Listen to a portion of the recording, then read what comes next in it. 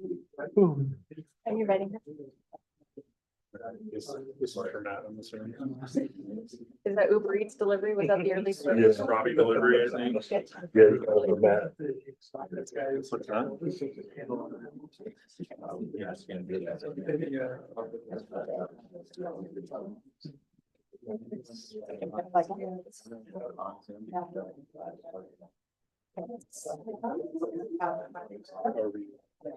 Weirdly. I think it has. All year. These are markets that are. Only real eventful thing would be discussion. And then they're gonna be around. Yes, well, yeah, and then you also have. Can't see me there. I think most of it is just no not understanding. One more minute. Not muted. Yeah, I got one of those too. Hey, Niagara Falls. Wow. There, we're good. Okay, thank you, everybody, for being here. Today is Tuesday, September 17th, 2024, and this is the Cottonwood Heights City Council work session. Thank you. The first item on our agenda, what I'm gonna do something just a little unique. We're gonna do our review of our business meeting first. That got kind of put out of order. And then we'll come back to number 2 quick. But we'll do a review of our business meeting just real quickly. So this evening, we'll start with the Pledge of Allegiance. Matt, are you okay to lead us tonight? Perfect. Okay, so Matt, our IT director, Matt Urban, will lead us in the Pledge of Allegiance. And then this is also a new process that I want to make you aware of. So our city attorney, Shane Topham, and when we do a public hearing,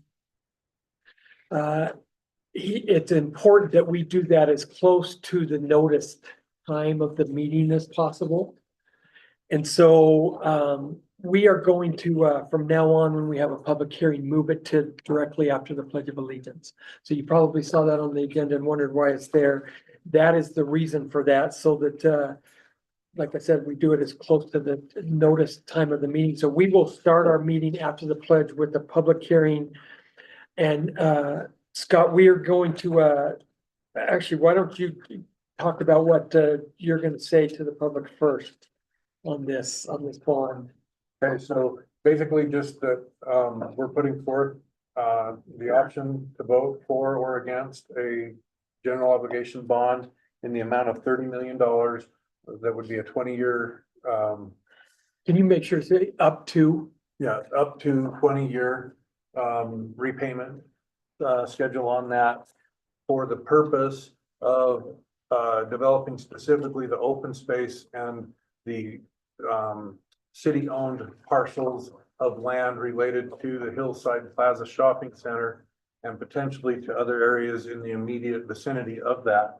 And that would be taken care of with the proceeds of that bond so that we could have a finished project over there that would benefit the city in terms of like a town center, the street improvements, the parking, other things like that, improvements that potentially need to be taken care of, as well as any utility improvements and things along those lines.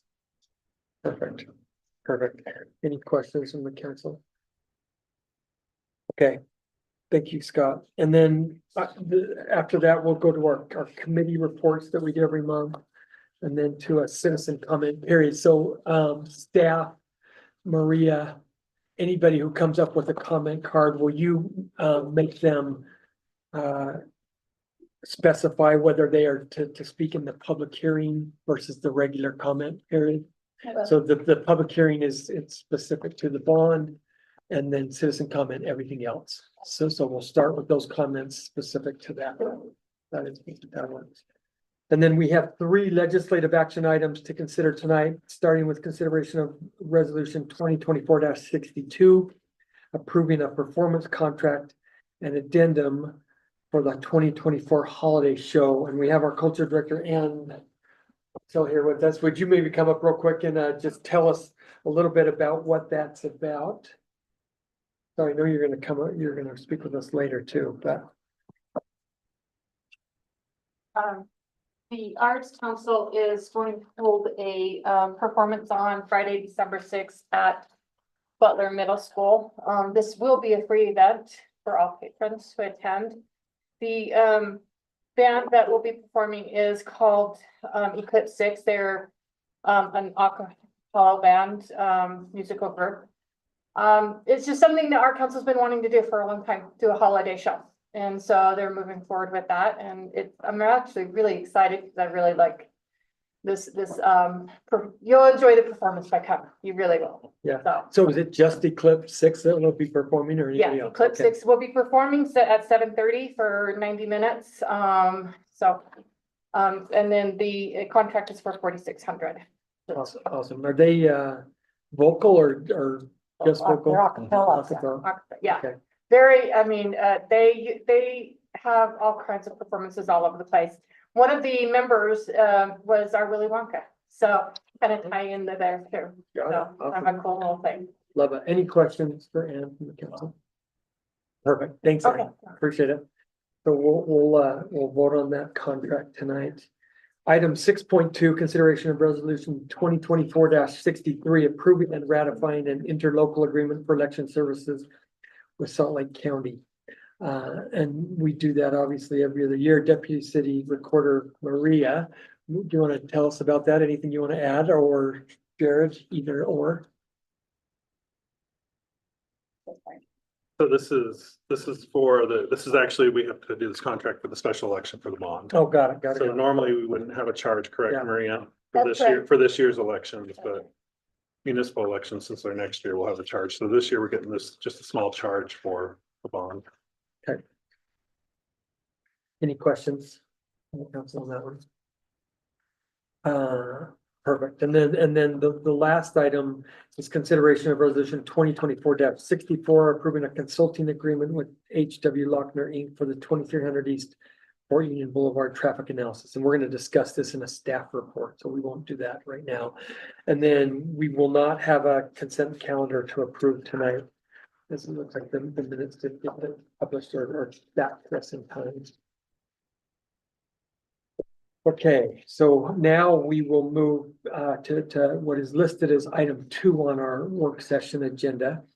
We're excited to have our Valley Emergency Communication Center. That is our 911 dispatch service.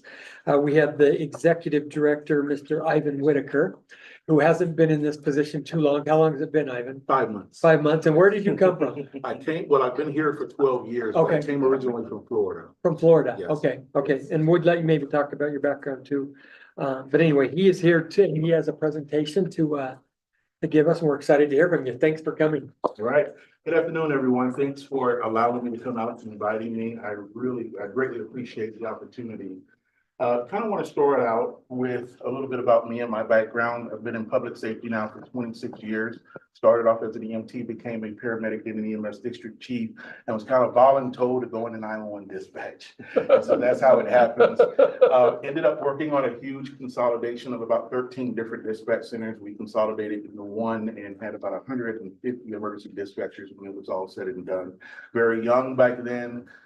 Ended up some time after that moving to Salt Lake City because of Priority Dispatch, which is the wholesaler of 911 protocols in the world. So I worked with them as an executive director of partner success and ended up implementing different technologies in 911 across 56 countries. And so very proud of that, and then actually made the leap back into 911. So I'm just indebted to all of you for the opportunity to be able to work at VEC. Now I want to start off with a few numbers. And so VEC actually processes about 1.1 million calls a year. So that puts us in line with one of the busiest 911 dispatch centers in the country right now. Pure 911 calls, meaning emergencies, about 660,000 emergencies that we process a year. Our disciplines are medical, fire, and police. So we dispatch for all disciplines that are in the public safety sector. And we serve about 15 agencies, which is a lot of agencies to serve from a 911 perspective. One of the things I did want to talk about fairly quickly is These are some of the timelines as far as our processing answering times, and I'll go through this quickly. To where the national mandate is we must answer 95% of the call, 95% of the calls within 20 seconds. This year, for the last 4 months, we've done that consecutively. Our processing time, consecutively over 4 months, our processing times are amongst some of the best in the nation right now over the last 4 months. So we're trending in the right direction. One of the things I did want to talk about is what we'll be focused on over the next few years and what we're faced with as far as some of the decision making and some of the objectives that we're going to have to deal with. And one of those is population growth.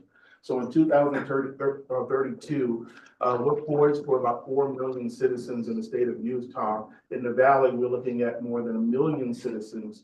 Across the country, there's an increase in 911 call volume of about 3% every single year. So we're going to be faced with implementing initiatives to deal with that call volume and growth. It can't be all just adding additional emergency dispatchers. There'll be technology. We'll talk about some of that in a moment as well. Mental health, you'll see how in the United States, as far as when we're talking about the suicide rate, you'll see the United States, but then you'll see the state of Utah where we are. So mental health is something that I think all of us in this room will be dealing with in one way or another, and how or whatever initiatives that we're implementing to deal with mental health. From a 911 perspective, we have to be poised to be able to handle the call types, to be able to provide the support that's needed as well. And so again, we're getting ready to implement initiatives to be able to educate our emergency dispatchers on how to handle those calls and the protocols that need to be implemented as well. Another opportunity is citizens are now living a lot longer. And so in 2035, for the first time, we'll see that those age 65 and older will outnumber those 18 and younger. That means more 911 calls will be coming into the dispatch center. So again, we're poised for that. Our initiatives, our technology, and what we're going to be working on and dealing with to make sure that we're ready. Also, we are, and I'll go through this kind of quickly, but about 2% of the calls that actually come into the 911 center are a high crisis, a high emergency. These are different categories of call types. We have about 66% of calls are what we call low acuity, and 17% of those can be treated by some other means. Most of these patients can be treated within 3 to 5 days. So those type of calls, which we call low acuity, are actually going up. And so we're going to have to be, again, poised to how are we managing those call types? Are we sending EMS, fire, law enforcement to all of those call types when we know they're low acuity? As they increase, what are we going to do differently, right? So going through this, again, you see the technology. We've already implemented text to 911, but there will be a mandate pretty soon here, video in 911, to where we're able to see if there's an active shooter. We should be able to see inside the school, react, deploy our resources quickly, right? NG911 is a catchphrase for technology for 911. That's next generation 911 that we're going to have to be ready for. Google devices. All of this is what we'll be facing as far as the demand from citizens and their expectations on us being able to improve and get better as a 911 dispatch center. And then some of the solutions. So for our population, working with the Board of Trustees on making sure that we trend over the next 3 to 5 years on what our staffing should be based upon the call volume and the technology that we should be implementing. Mental health, I talked about the protocols incorporating 988 to where we're actually able to get the patients over to the 988 help that's already in place. Call volume increases, things like mobile integrated health, where patients are actually treated inside of their home, maybe telehealth, and those type of things that we'll be exploring. How can we access those through the 911 system? Low acuity calls, again, just auxiliary things that we're doing for the low acuity patient, and also increasing our technology. This is a program that I helped implement in Atlanta. It's called the Year Up program, to where we actually went into high schools and worked with high schoolers that really didn't know what they were going to do when they graduated from high school. We have an opportunity to do that here for Beck and our 911 system to where we can go in and get members certified to where when they get out, they can actually get a great job through us or through other dispatch centers throughout the state and be prepared. And so we've already started the beginnings of working on that program here locally as well. So again, we shouldn't have staffing issues moving forward. These are some of the areas that I worked in, just telling you a little bit more about, go ahead. I'm sorry. Quick question about that training program, certification program. Is that run through the community college or CTE programs, or how is that taking place? That's an excellent question, and that's what we're figuring out right now. So Okay. I've reached out to standard setting bodies and to see if they would actually sponsor certifications, Mhm. since it's a high school program. And so looking for the funding, the certification, everyone to come together to be able to spark this program. So a great question. I'll be able to offer you more, but we're in the beginning stages. Okay. So just a couple of things of agencies that I've worked with. You'll see Abbott EMS, where those are name badges to where when I first came in to work with them, I asked them what their cardiac arrest save rate was, meaning how many patients walked out of the hospital that were in cardiac arrest. They couldn't tell me. Those name badges are all the cardiac arrest save rate patients that we implemented programs, some of the things that I'm talking to you about as far as that turned into success and outcome. You'll see St. Louis Fire, Vietnam, City of Detroit, Hong Kong. So these are all agencies that I've worked with in the past that ended up having improved outcomes because of some of the initiatives that we took. Some of the things that we're doing at Beck is we're really starting to recognize our employees in a different way. So you'll see some employees of the month where we have Jonathan here that implemented a CAD-to-CAD integration with UHP. We had 8% of the calls that came in. We're actually transferring to other PSAPs because of this work. We don't have to do that anymore because the CAD-to-CAD integration is working. We don't have to transfer those callers.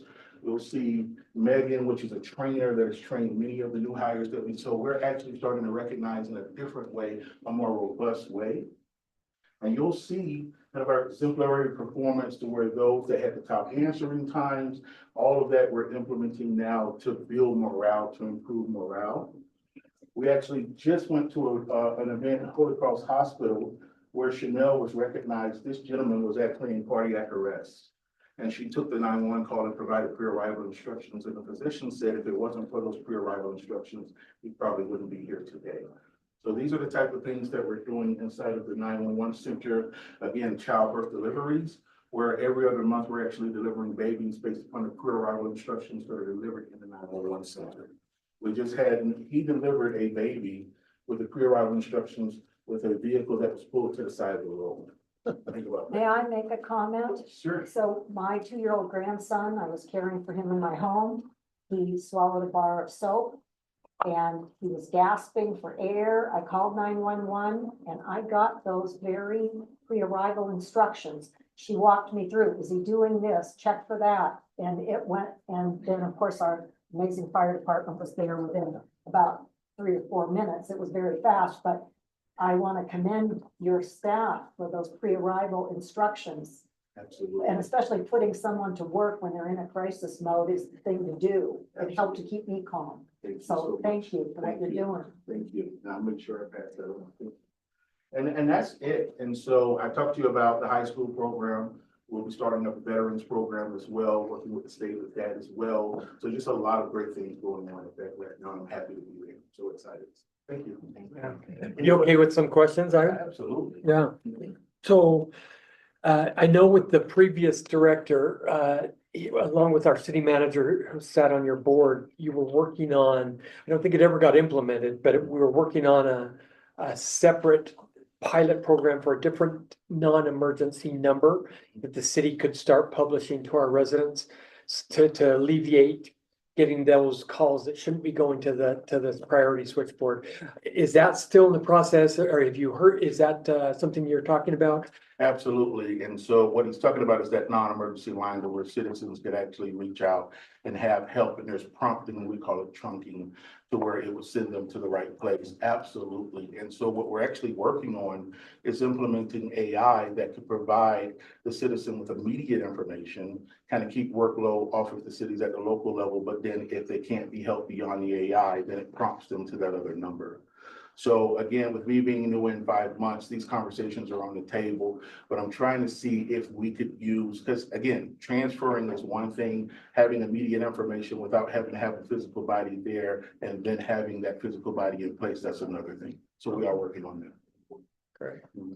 On the education side, I'd like to give you a little direction to contact Canyon School District. They have the brand new innovation center that they will be opening in 2026, which is out in Draper. They purchased the eBay building, so it's gonna be a great opportunity there. And they're looking at programs to be able to provide for those students through the CTE program that they currently have in place. Okay.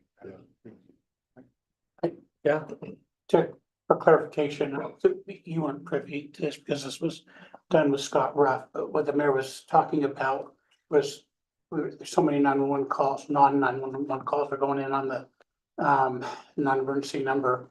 And there was a delay, and I know you've hit all the goals and targets that were legislatively mandated, and you showed that on your screen. You've done that very well.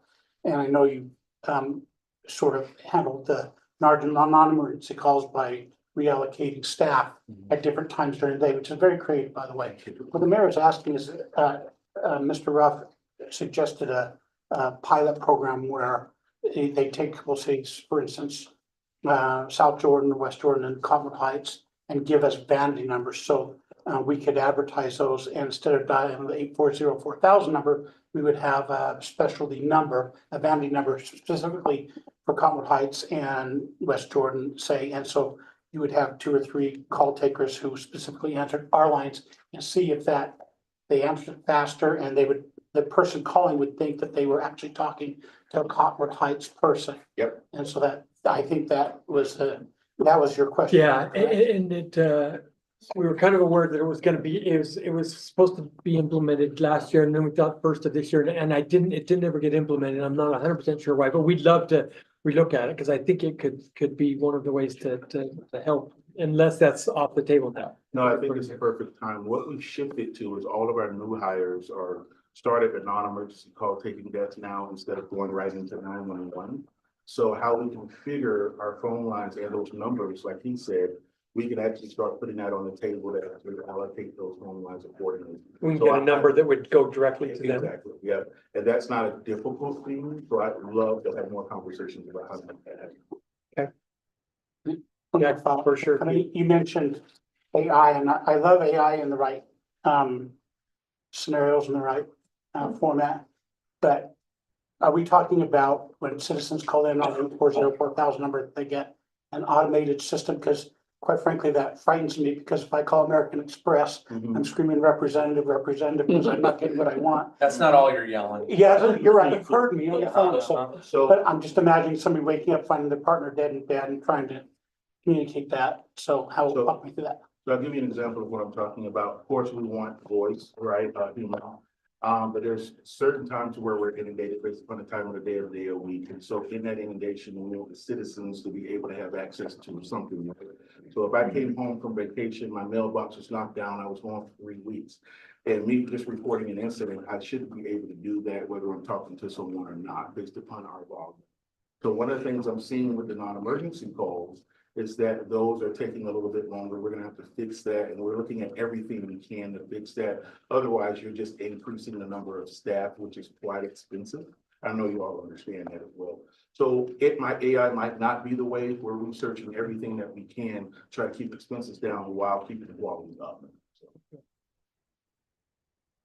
Great. And you currently have dispatchers dedicated to non-911 or to lower emergency type calls. we do. We haven't announced the program yet. It's kind of being our new hire program, but we're willing to really make that more permanent to where they're on a system, like you said, that are just those phone calls are allocated. Okay.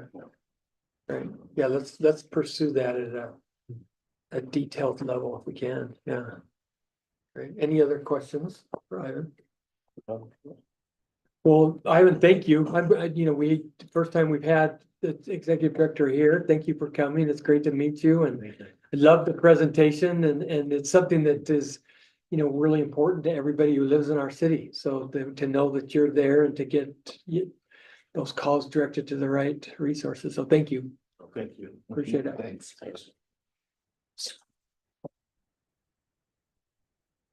Thank you. So item number 3 on our agenda, what is listed rather is Salt Lake County Public Safety Bond presentation. So we have a couple of guests here from the county, and one is Salt Lake County Council Member Ann Granado, who represents Conwood Heights. Hi, Ann. And also the Salt Lake County Human Services Director, Kelly Colopy. Did I say that correctly? Yeah. Kelly Colopy. So why don't you two head? One more. Oh, and sorry, and I know Lisa Hartman is here as well from the mayor's office. But I don't think she's gonna be presenting, is that right? No. Okay, Special support. thank you for coming. You wanna come? It's all on you, Kelly. All right, so I think that we emailed the materials, the presentation itself. We shared, and then I'm gonna just pass these around so you have the simple and easy version of the. Where would that come from? What's that? Where would that come from? Brad, I believe. I think most of us have it in our packet. Should be in the packet. Yeah. The presentation. Yeah, oh, sorry. We do have the physical copy. Okay. So if you have the copy, then I'll just work through it. Do your share first. Right, so I'm Kelly Colopy, the Human Services Director for Salt Lake County. I've been here for just under a year. And part of my portfolio includes behavioral health as well as criminal justice services, pretrial and probation, which is why I am as engaged in this as I have been along the way. And so what we wanted to do is just walk you through what's coming forward in the bond, how we got to this, and then what the bond actually includes, as well as the broader conversation about how it fits into the plans of the county moving forward in a broader focus. So really the public safety bond is something that was brought forward. So on August 13th, our county council approved moving forward in a bipartisan direction to place this bond on the ballot. So it will be on the November ballot. And the goal of it is sort of balance our public safety and human services needs, as well as realigning sort of our county jail and human services systems, and really sort of the integration of all the systems so that we have better success across all of them. And then creating structured and secure environments for those who have repeat offenses. There are a lot of folks who are rotating through the systems, as I'm sure you all are aware. The bond then funds the critical missing piece. So this is focused on the infrastructure pieces. It's going forward. So the buildings themselves around that we want to be able to bring forward, and then replaces outdated infrastructure and treatment programs at the jail, and then builds additional capacity. So overall, what we have been looking at is where the intersectionality of human services, particularly behavioral health services, homelessness, and the criminal justice system. And we started looking at this a number of years ago and really sort of tightened down starting earlier this year about how do we look at that intersection. And so there have been a lot of partnerships at the state level, local level, key legislators, the governor, everybody coming together. It's like, okay, this is something we need to really be focused on and moving forward with purpose, partnership, and urgency. The overall vision across all of our systems is that homelessness is brief, rare, and non-reoccurring. And then we went through and did a whole systems map of the areas, like all the different things that we have, where our capacities are limited, where we have capacity, and what you're going to be hearing about is what we really know we need to focus in on now. So overall, as the primary gaps, we know that supportive housing is a major need. So when folks don't have a place to live, one, it's hard to show up at your court appointments and other things, and to be well and functioning well. As well as our treatment providers are finding that people are staying longer, as well as people are staying in the jail longer because there's not housing to meet their needs. So we're focusing on supportive housing as part of the overall system. Our estimates are that about 1,000 people are living unhoused on our streets at this time, and so we want to be able to. Do you have a question? Yeah, is this government built owned housing? Is this a reimbursement to existing housing? What Is is this this? part of the supportive housing need? Yeah. Yeah, so what we were looking at is, of those 1,000, how many of them have severe mental illness? How many of them could live if their mental illness was managed but need additional supports? And then how many, others? So it really is a lot of partnerships. So we are looking right now at 300 units of what we're calling group home units. So those are for folks, we're doing them in small groups, right? We don't want to build big, large facilities for people with severe mental illness. So it's maybe 30. But those are partnerships. We're paying, and Medicaid is helping us pay for the operations, but we have nonprofit providers providing the support systems, and we're renting those units. So we've opened about 100 in the past year, or that we will by the end of this year. Gotcha. And then looking at permanent supportive housing models for the remainder, which are partnerships with builders, providers, and government. Okay, thank you. And then the criminal justice, we're looking at criminal justice and law enforcement challenges. So clearly, there's a lot going on our streets. We're talking about downtown Salt Lake, just fentanyl pills just being gathered by the thousands upon arrests and things. And we also know that many of the people who are in our jail are unhoused and have mental illness. And so how do we start to address for them what's going on? And then the broader systemic gaps around our workforce, health and wellness care, and the coordination of that, overall access to mental health services. And then how do we better integrate our data systems so we can better serve our folks? So those are all the gaps that have been identified going forward in the systems.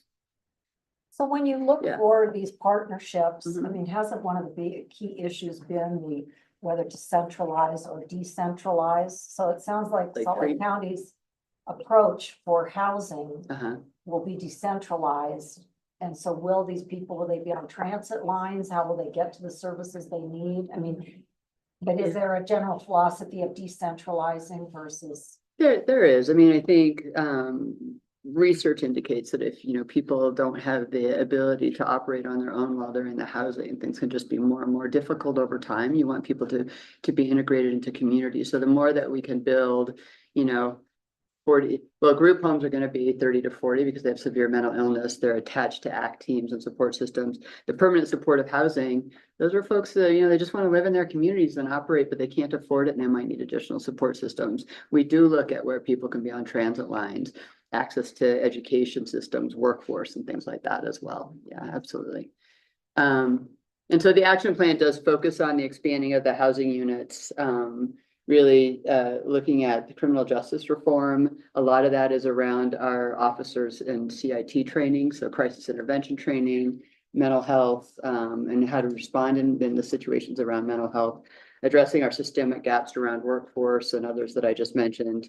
And then in addition to that is building what I'll be sharing about for the bond, the Justice and Accountability Center, expanding and improving mental health services within the jail, and then supporting an increased presence of the DEA, the Drug Enforcement Agency, in Salt Lake County for all this additional fentanyl that's been showing up on our streets. So the public safety bond takes all those areas, and again, it focuses specifically on building out the Justice and Accountability Center and improving the jail conversations. And so I'll tell you a little bit more about those too. So the Justice and Accountability Center is really a space for people who are interacting with the criminal justice system. They may see a lot of law enforcement over time. They may be living on our streets, and they're rotating through, often booked and released from the jail without any place to go. And so we haven't had an ability to work with them to help support, provide the case management and other. So what this looks like is about 280 beds of housing stabilization, and then a mental health and substance use treatment system, residential provider within that space as well. Wraparound case management services, structured stable environments, security on site. We have about 1,200 folks in our pretrial and probation systems who are housing unstable and have a hard time getting to court, hard time meeting all the requirements because they need these extra support systems. So that's the Justice and Accountability Center. And we don't have a behavioral health stabilization unit at this time that deals really well in both mental health and substance use co-occurring. And those are the folks we're seeing a lot in our systems. So we want to make sure that we're building that out as well.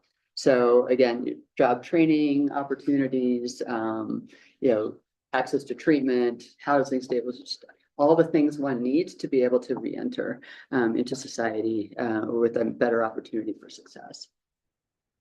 And then for the jail, what we're looking to do, so we currently have 2 buildings. We have Oxbow and we have the Adult Detention Center. Oxbow is really, it's past its prime, we might say. And so what we are seeking to do is to recreate those beds. So that's 500 and some beds at Oxbow, actually bring those over to the adult detention, the main county jail site as more of a campus. So those would be moved over. In addition, we would double the mental health unit in the jail. So it would go from 88 to 160 beds. One of the reasons, we don't want everybody to be in the jail. We don't want the jail to be a de facto mental health space. But if people need to be in jail because of their criminal activity, we want to make sure they have an opportunity for recovery within their system. So that will look much more trauma informed. They'll be light. They'll be focused on recovery, which looks a lot different than it does right now. And then looking at a community reentry step down unit. So many people, when they're released, they're just released to the streets, right? It's time for you to leave. They often have one outfit and may or may not have resources and funding. And so as people are stepping down, particularly for those who have been in the jail a longer period of time, is to create a sort of a community reentry center that allows for them possibly to leave during the day, engage in their community-based treatment, find a job, start to find housing, but then come back to the jail, still under the sheriff's supervision to make sure that they can more effectively reenter into the community.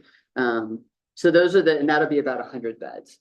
So all of the additional beds from Oxbow, the mental health beds, and the 100 the 100 bed step down is about 812 new units on the campus at the jail. So, there's a lot of questions. I realize this is really small print, but generally it just, highlighting what the need is. And so, again, we've got 1,000 folks who are on our streets, who are unhoused, who are rotating through our systems. We've got about 1,200 people already in pretrial and probation who are seeking supports. And we've got people who are being released from the jail without housing. So the Justice and Accountability Center is a really fantastic model. It's proven effective in Washington County, Oregon. We visited that site and we're excited about that.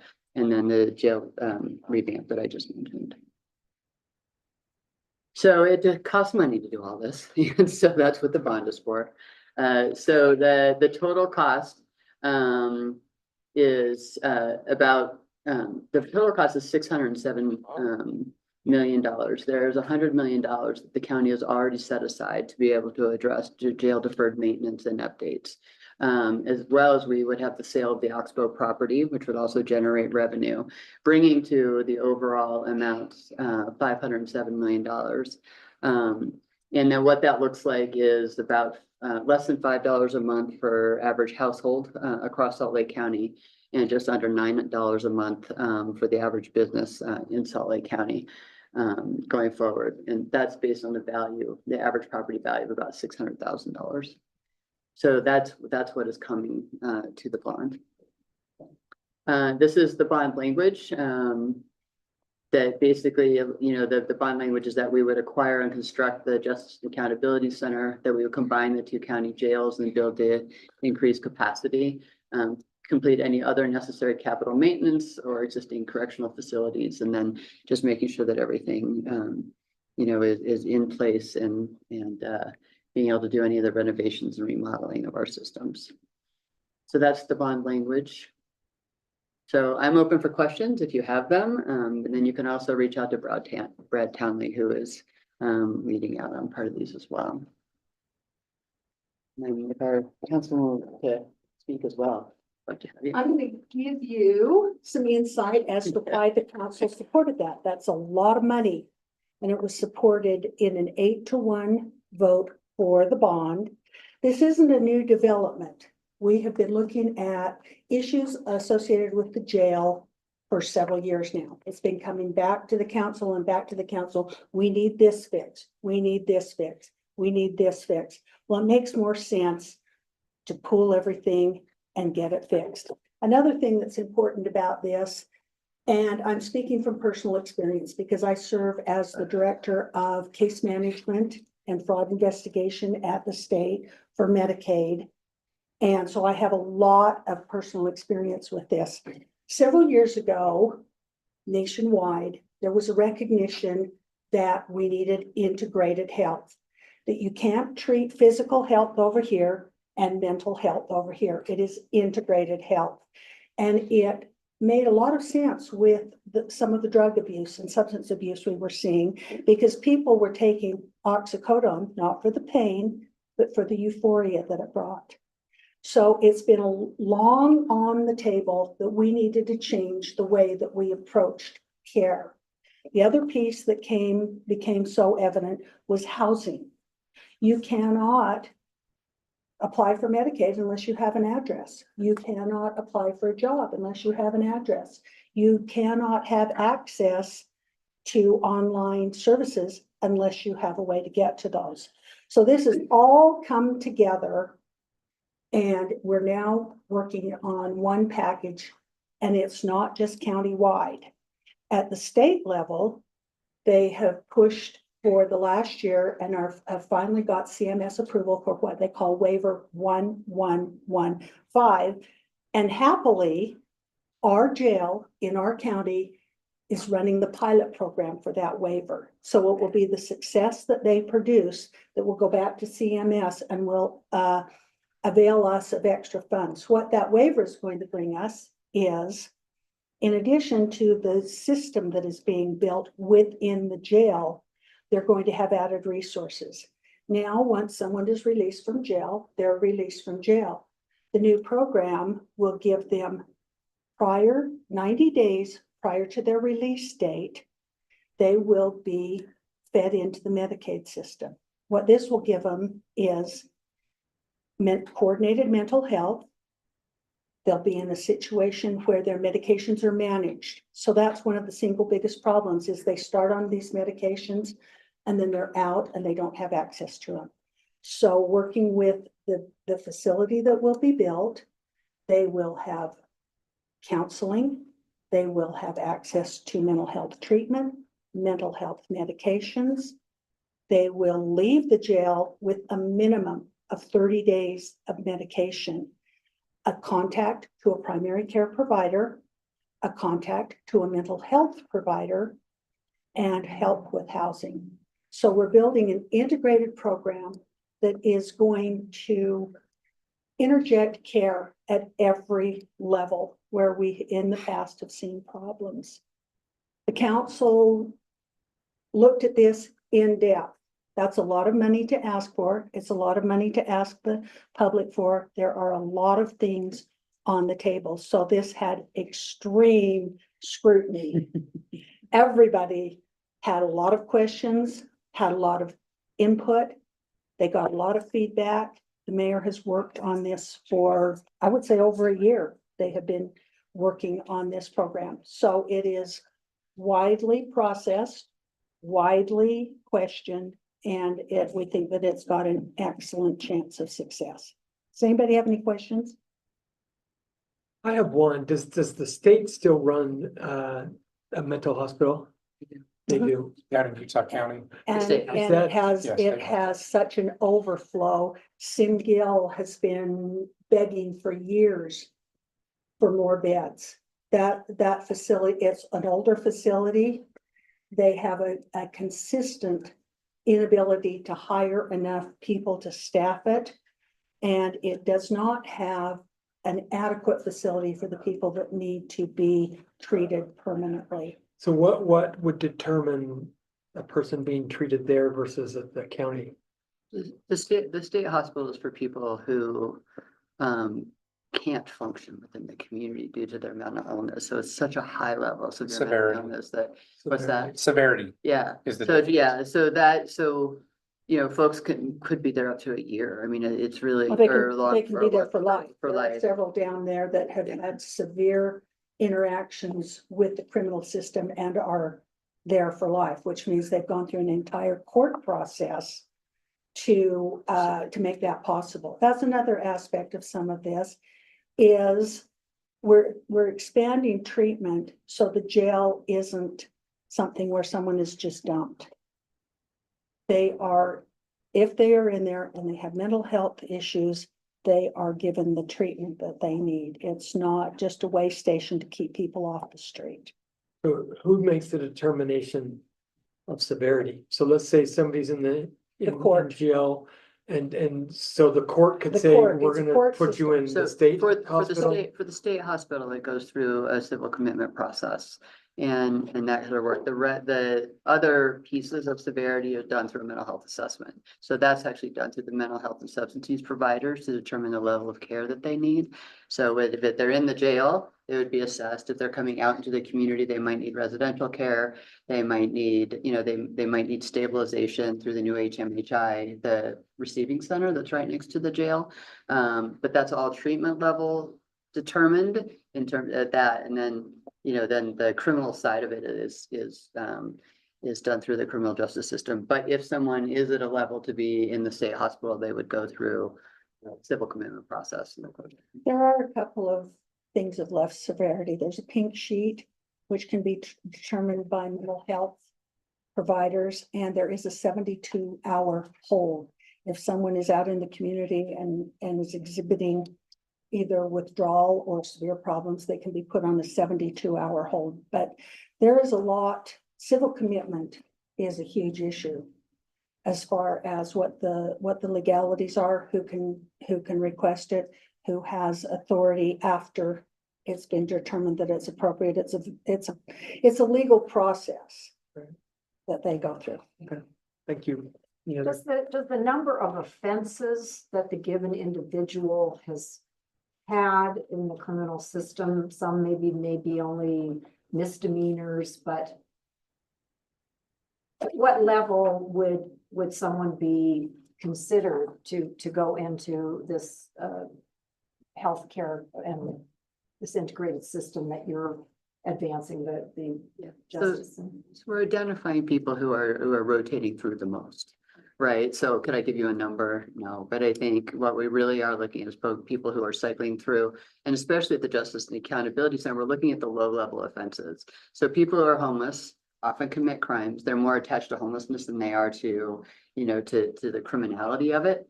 And so it's really the justice and accountability focuses there, but also people coming out of the jail who may not yet have housing.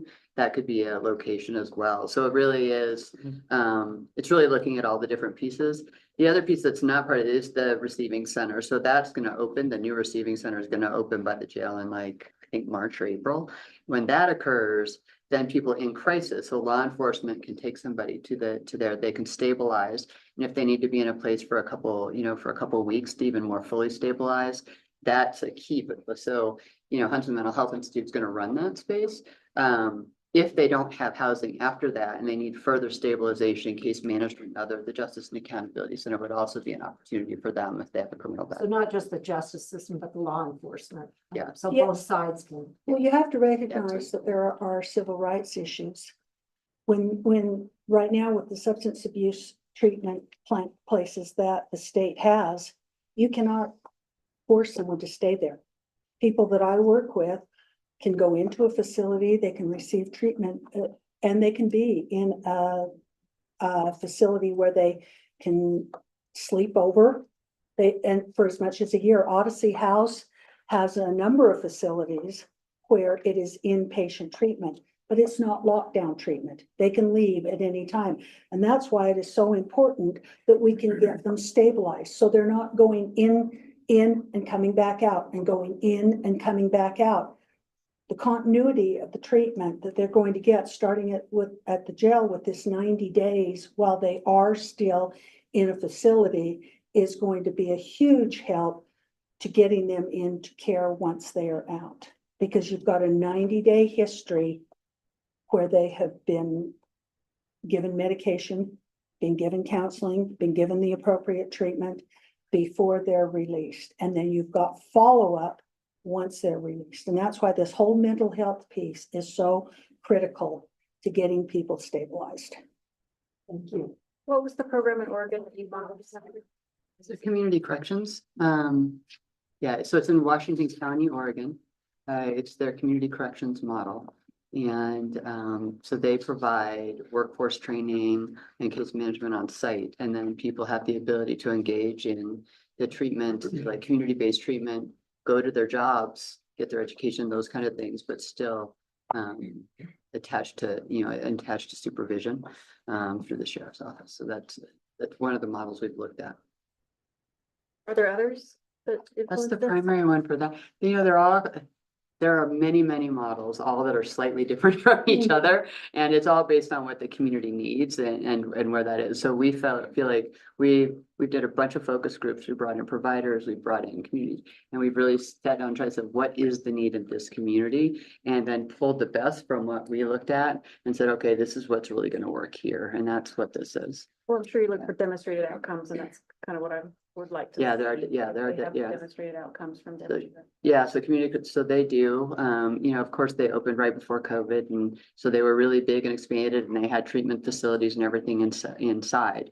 And then after, when COVID hit, everybody, not many people stayed there, as happened to many of our justice facilities, right? So they are now ramping back up, and bringing folks back, but their outcomes they have some nice outcomes.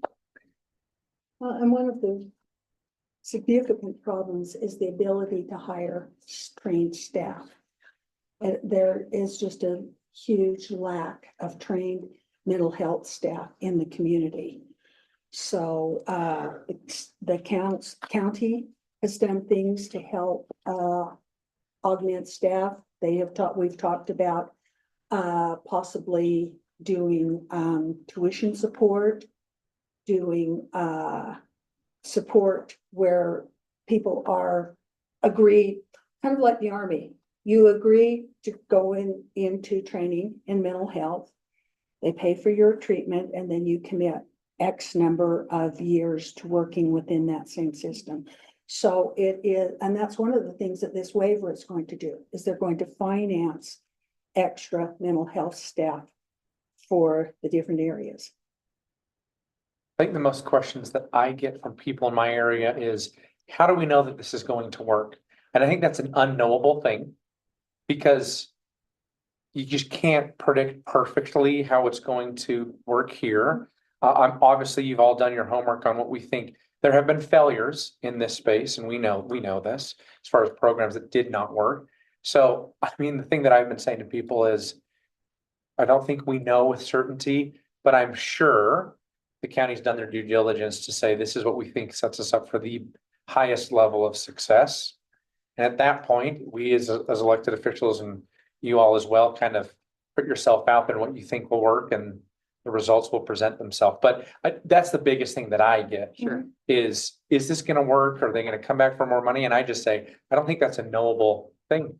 Well, but that's where Kelly, and you might want to take some of these informational papers. That's where Kelly highlighted what the gaps are.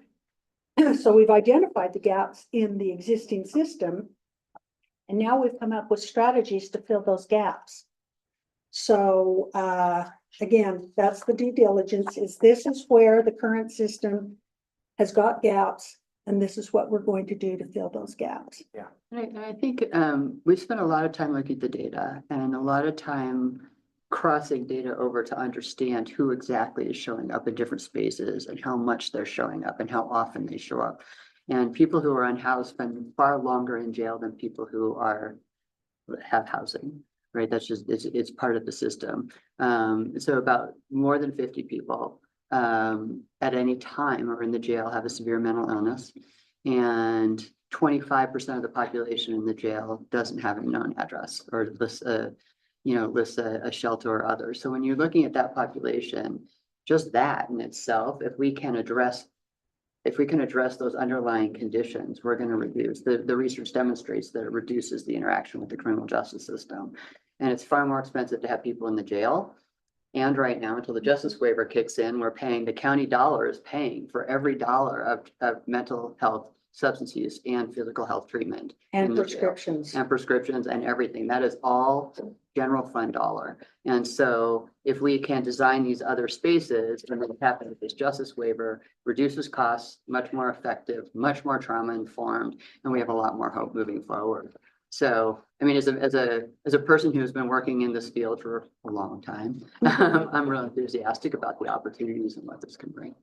Thank And you. statewide, we have over 155,000 Medicaid people just on TAM, targeted adult Medicaid, which is either substance abuse adjudicated through the system or chronic homelessness. And this is where the huge gap is people that require these services. How do we get them? And it's the homelessness, it's the continuity of mental health care, and it's the prescriptions. That's key to keep that. You can't just take mental health medications for 1 month and then go off of them. There has to be the continuity of care, and that's what the Justice Center that they're setting up with the help of the new waiver will be key in addressing that issue. I see this as a positive because of those predetermined factors like homelessness. If you can take a percentage of the issues that are out there, fill that gap with resources, it makes a world of difference. It may not be a lot, it may not be half, but anything helps. And I really appreciate you coming and talking to us about it because it's a serious issue out there. The It's a homeless issue. critical issue. And the housing thing, it's being addressed by some of the nonprofits. I serve on the road as a board member. And we're seeing these things, and we're trying to do things. The shelter for homeless is working to help, but without those things, we're gonna continue to see the issues that are coming about because of homelessness. And there's these intersections that this will also address, which I think will be very helpful. So I really appreciate it. Yeah, thank you. Thanks for allowing us to come, and Thank if you you have for additional coming. questions, please reach out. Great. Councilmember Granado, thank you. Great to And see you. Kelly, thank you as well. Nice to meet you all. Thank See you now. Take care. Thank you. Great, we will move on to item number 5 now, which is our staff reports. We have 4 of them. And we're gonna begin by inviting our culture director, Ann Etchell back up again. And so we are gonna get a wrap up of Butlerville Days, the numbers are all in, and of the great Beauty and the Beast play that transpired not too long ago. So thank you, Ann. I look forward to this meeting every year when you come. So give us some good news. Yeah, comes every year Yeah. all over again. I'm gonna just start with the musical. I've never given a report on the musical, so kind of exciting to do this. Okay. This was the Arts Council's 14th musical. We just did a quick little count. The next year will be the 15th, so that's kind of exciting to have that. The Arts Council, the way that, let me give you a little back on how this is done, is I produce the musical because it is just such a big production to put together. It would take a full-time volunteer every day to be working what we have to do to put it on. Then I have Kate Hofflick that does the program manager. And so she's always there working one-on-one. And then an art council person that decides they want to take on this challenge is our liaison. And so everything that we do, we work with the liaison, which was Laura Garcia this year as the chair. So we don't make any move without working through her to make sure that's what the art council wants. So the art council decided to put towards their budget for this musical was $40,000. This was a little more than previous ones because Beauty and the Beast really is truly a beast to put together. There is so many costume changes, so much that happens in this. I was actually told that Cottonwood Heights could not pull this off because it would turn into a high school production. It was not a high school production. We pulled it off really well there. The cost on this ended up at $39,000. So we were under the 40, and the revenue was about just under, or yeah, 37,000. Wow. So we almost broke even on there, but that's okay, because that's why we have grants to help us out. What were those attendance numbers? Do you have those? The attendance numbers were 3,200. That was our largest attendance production that we've ever had. So that was exciting too. I have always said, if I can hit that 32, it's sold out, because that would give me at 8 productions. The theater will hold, if we didn't take out the front seats, it will hold 1,100. But taking out the front seats, we're down, I did not go and count them, but we're down about 800 seats. But we'll never, I'm gonna take that back. For the concert we're having in December, will fill that up. But we've never completely filled that up for the musical. But if we can hit the 400, or a total of 400, a night with 32, it's sold out. We did what we needed to do. So that was exciting. In this production, and then to keep those costs, so I'm so excited that we broke even, because we're still one of the theaters that are keeping the cost down for $10 for seniors and under 18, and then 18 and older $12. So it's still very affordable, and that always looks good with our grants and just the community, to help out the community. So that's exciting that we were able to do that and keep that cost right there. Yeah. This production is just so hard to put together, and so much that goes in with it, that in all we had to have a total of 81 people cast in production. So the production size was 29 people to make this happen, with a cast of 30. That's the behind the scenes in this is just so amazing to watch and to see how it comes together. And then the orchestra on top of all of that is 22. So you just have an amazing group of people that just love the arts to come together to put this together. The only negative that we got in the entire show was that our mics. And so we are definitely and the Art Council does have some money to look at getting new mics. That's about a $25,000-$30,000 investment there. We did receive a few on a survey we did. One person said, I've been to Healthier paying $70 a ticket. This was just as good. Awesome show, loved it. Acting, fantastic. Music and beautiful scenery was perfect. So, To ask Ann, were any of those, so many of the actors and singers were so professional, and Yeah. they are professionals. Were any of them compensated financially? okay, though we don't do that with the actors. We do not do that with the That is actors. so- We buy them a shirt, we feed them a lot of food, They don't love what they're doing. but they just love the arts so much that they come now. Production team spends more time than the actors, and so we do have a stipend for them. So I just want to say, and I don't mean to take up our time with stories, these anecdotes, but I think this emphasizes how important it is what you do. And I didn't know that you produce the whole thing. So that's new. That's crazy with all the other things that you do. I don't want to point anyone out, but I had a friend that I grew up with that I was walking through City Hall one day, and I looked in the community room there, and I see him singing Beauty and the Beast songs, and they're rehearsing. Actually, it was on auditions. Yeah. And I've known this guy for decades.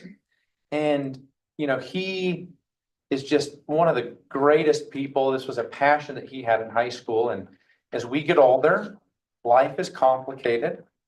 We all deal with certain trials, and he's working his guts out, and he's got a child with a severe handicap. And, he's really, any trial you could think of, this guy's dealt with it, and he's had a really hard go. And I see him in there, and he is just glowing. And this is a little moment in his life where a community has come together to provide this opportunity for him to escape the hardship of what it's called as being a parent and growing up and trying to survive in this world. And he had such immense joy, and he was posting on social media that I'd love for people to come see me play. And he wasn't the head role or anything. He was just playing a part. And he was so darn proud and so happy. And that gave him that moment of escape. And it just was so touching to me that that is the whole purpose of why we do what we do and why we have community is to provide people with common joy and common opportunities to do things like this. Yeah. And so, you know, you're probably super busy, but I really do believe that you're impacting so many lives, and the fact that you had how many people on the cast? The cast itself had 30. So 30 people that can continue that passion just by community service is pretty incredible. What were the dates then, again? The dates were July 12th. Yeah. To the 20th. Is there, how did those work out? And I asked that only because it's so close to Butler Days, and is that so much on your plate at one single time? Yeah, yeah, it is. But it's the only time we can do it. The reason being is that Summer. we can't start building in the school until school's done. And so once the school, they're letting us get in sooner and sooner, like in May, but we can't actually start getting that sets and getting the tools out until all the kids are out. So it takes us that amount of time Okay. to actually get it. And then once we get that, and then just the rehearsals in there and stuff. I really wish we could change the dates, Yeah, but we have looked and there's just, because we used to, at one time, we were doing it after Butlerville Days, but schools now start sooner. Yeah. And so the schools adjusted that and we've adjusted getting in there sooner. So it's kind of where it falls, but thanks for caring. So yeah, any other questions on that or have any? Just thank you. Thank you. Okay, and I want to thank Kate because she does a lot. She's here every night with the play and yeah, she's great at that. So, all right, so now into the other beast. Okay, so I'll just go over a few figures and we'll talk about some of the events and then get your thoughts. So when I every year when I start to plan Butlerville Days, my first thing is to come up with a figure of what I'm going to spend. How much am I going to spend? Where does this going to go? And I knew my costs were going to come up because we were going to pay full price for the drone show. I mean, I still brought sponsors in on the back end, but they gave us a discount the first year. We're going to come up. And then I knew the parade, the float, the way we do the float, and that's something else we'll talk later on, but at another time and meeting. The float, we pay it for a 2-year contract. So we pay the large part this year, and then the next year it's like half of it. So I knew that was going to hit us this year too.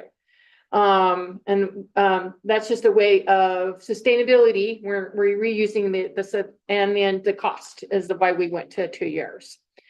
But I thought I was going to spend about 127,000 this year, which is about 20,000 more than the previous year. Also, with the inflation and cost of everything has gone up.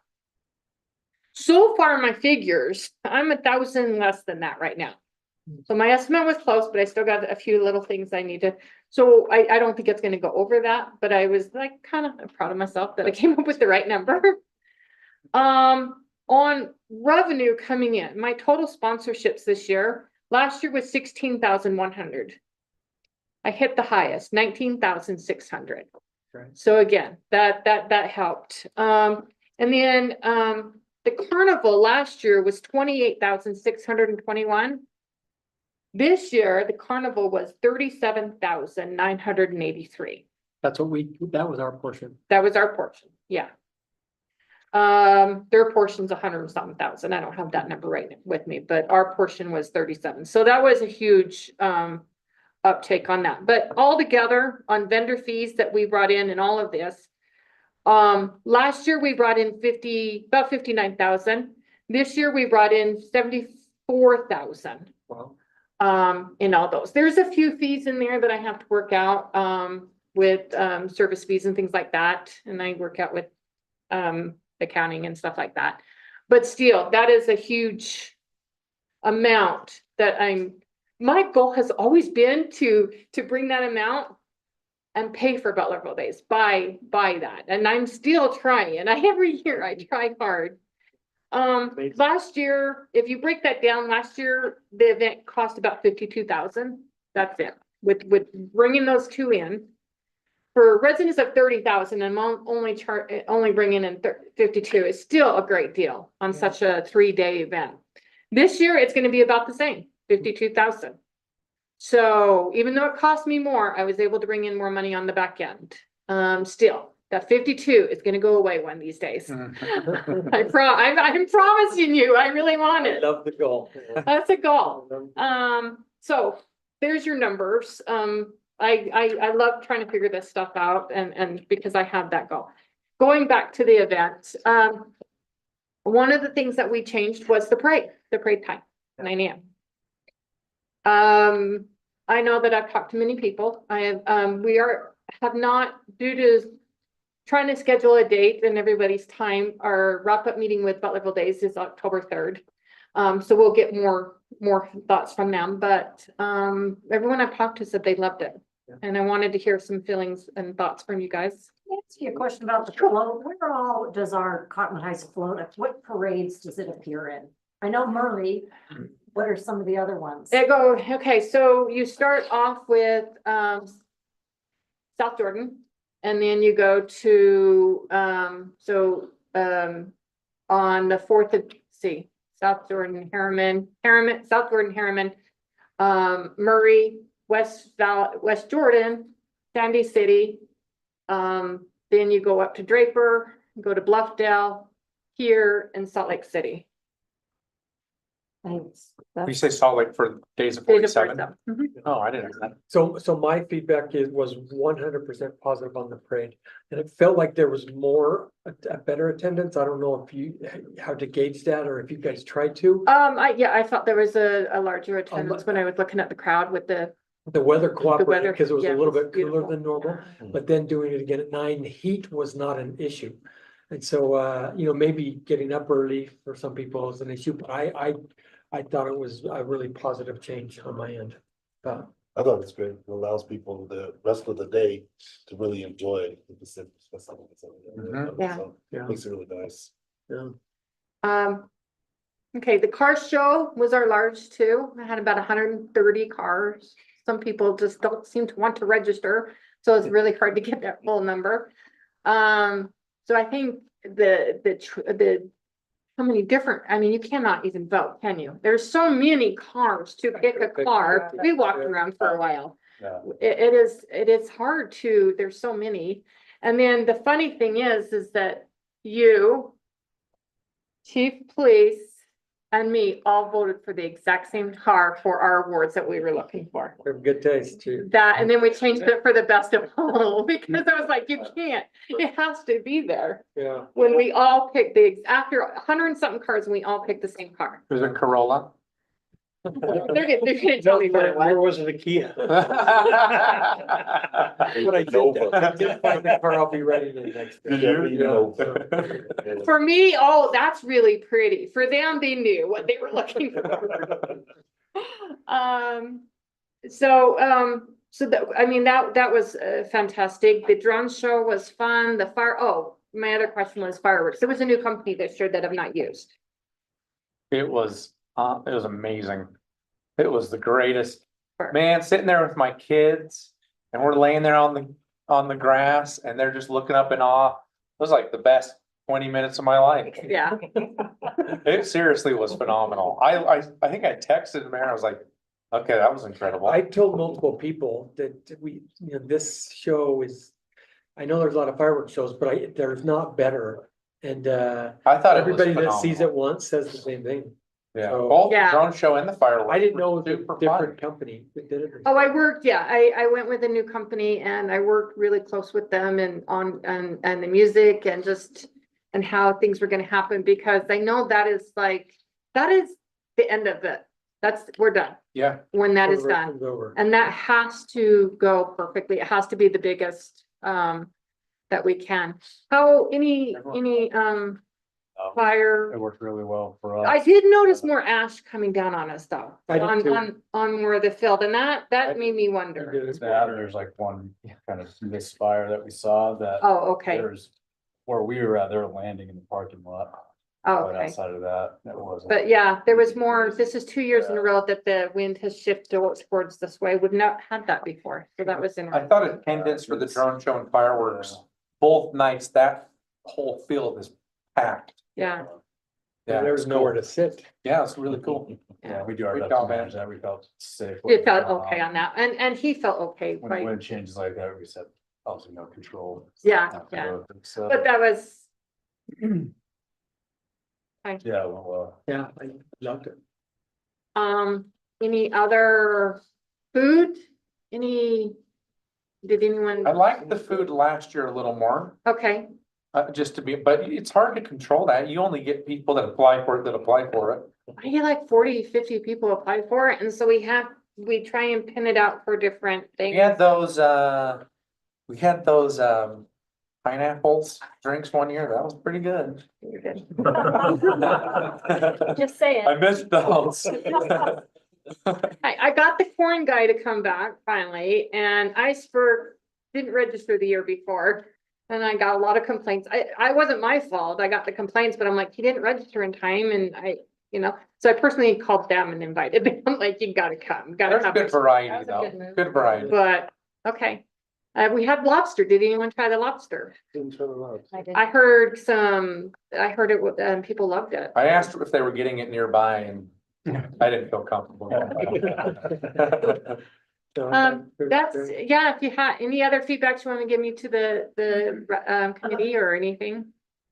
Tell them, please pass along how much we appreciate them. I mean, we know what a big undertaking this is. And, honestly, it's a 3-day celebration that is great for our community, and It to is, hear yeah. how, that we're covering 3/4 of our costs almost, or 2/3 at least, by with revenue is awesome. So thank you for all you do. You Yeah. can take a week off, man. We should advertise more on the all you can ride passes, getting them early. There were a lot of people that were really excited about those because the individual rides get pretty darn expensive, Yeah, honestly. That the only people in the neighborhood that actually did rides were the ones that pre-bought at a discount, those passes. And I do want to hear Chief's. Well, I think the carnival's been more fair with you lately. But the problem we had is we love the event. We liked the parade earlier in the morning. It was fine. It worked out for us. The struggle for us was the fireworks show, because at the end of the fireworks show, it's wonderful, but the carnival's still going. So what happens is all my staff goes to their posts on the streets to start dispersing the crowd and getting the cars out of the area. And the kids stay behind in the park because the carnival's still going for another hour. So is it an hour? Mhm. So no, that, half an hour. well, that's when the fights break out. There are no parents or no supervision, and I have no resources in the park because they're all out on their posts, dispersing cars. So our only ask would be to consider when the fireworks show is over, it's over. We send everybody home.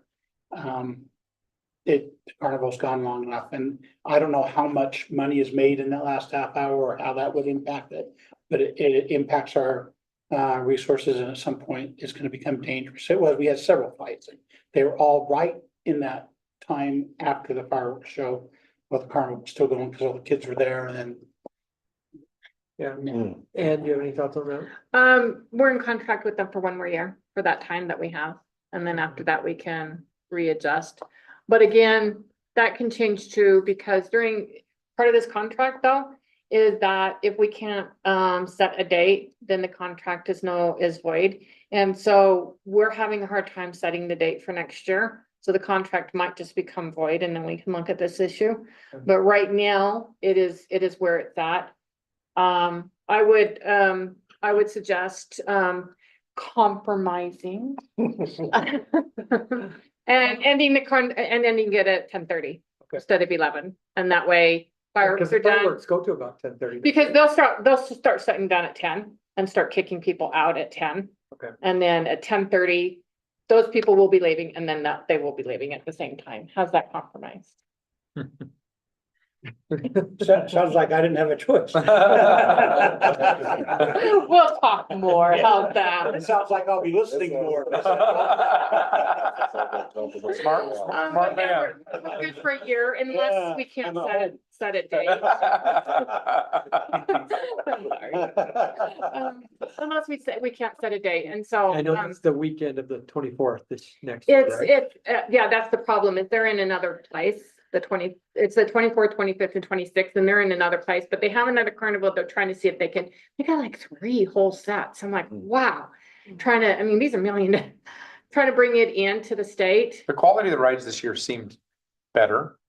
They It's were the same newer carnival, yeah, they rides. brought in a few, yeah. Which I thought was good. And there's only a couple of carnivals that we work with, so I would even have to reach out to the other one. So we're just kind of, they offered the weekend before, the only problem with the weekend before, just which would come back to council for approval if they did it, is that's Draper Days.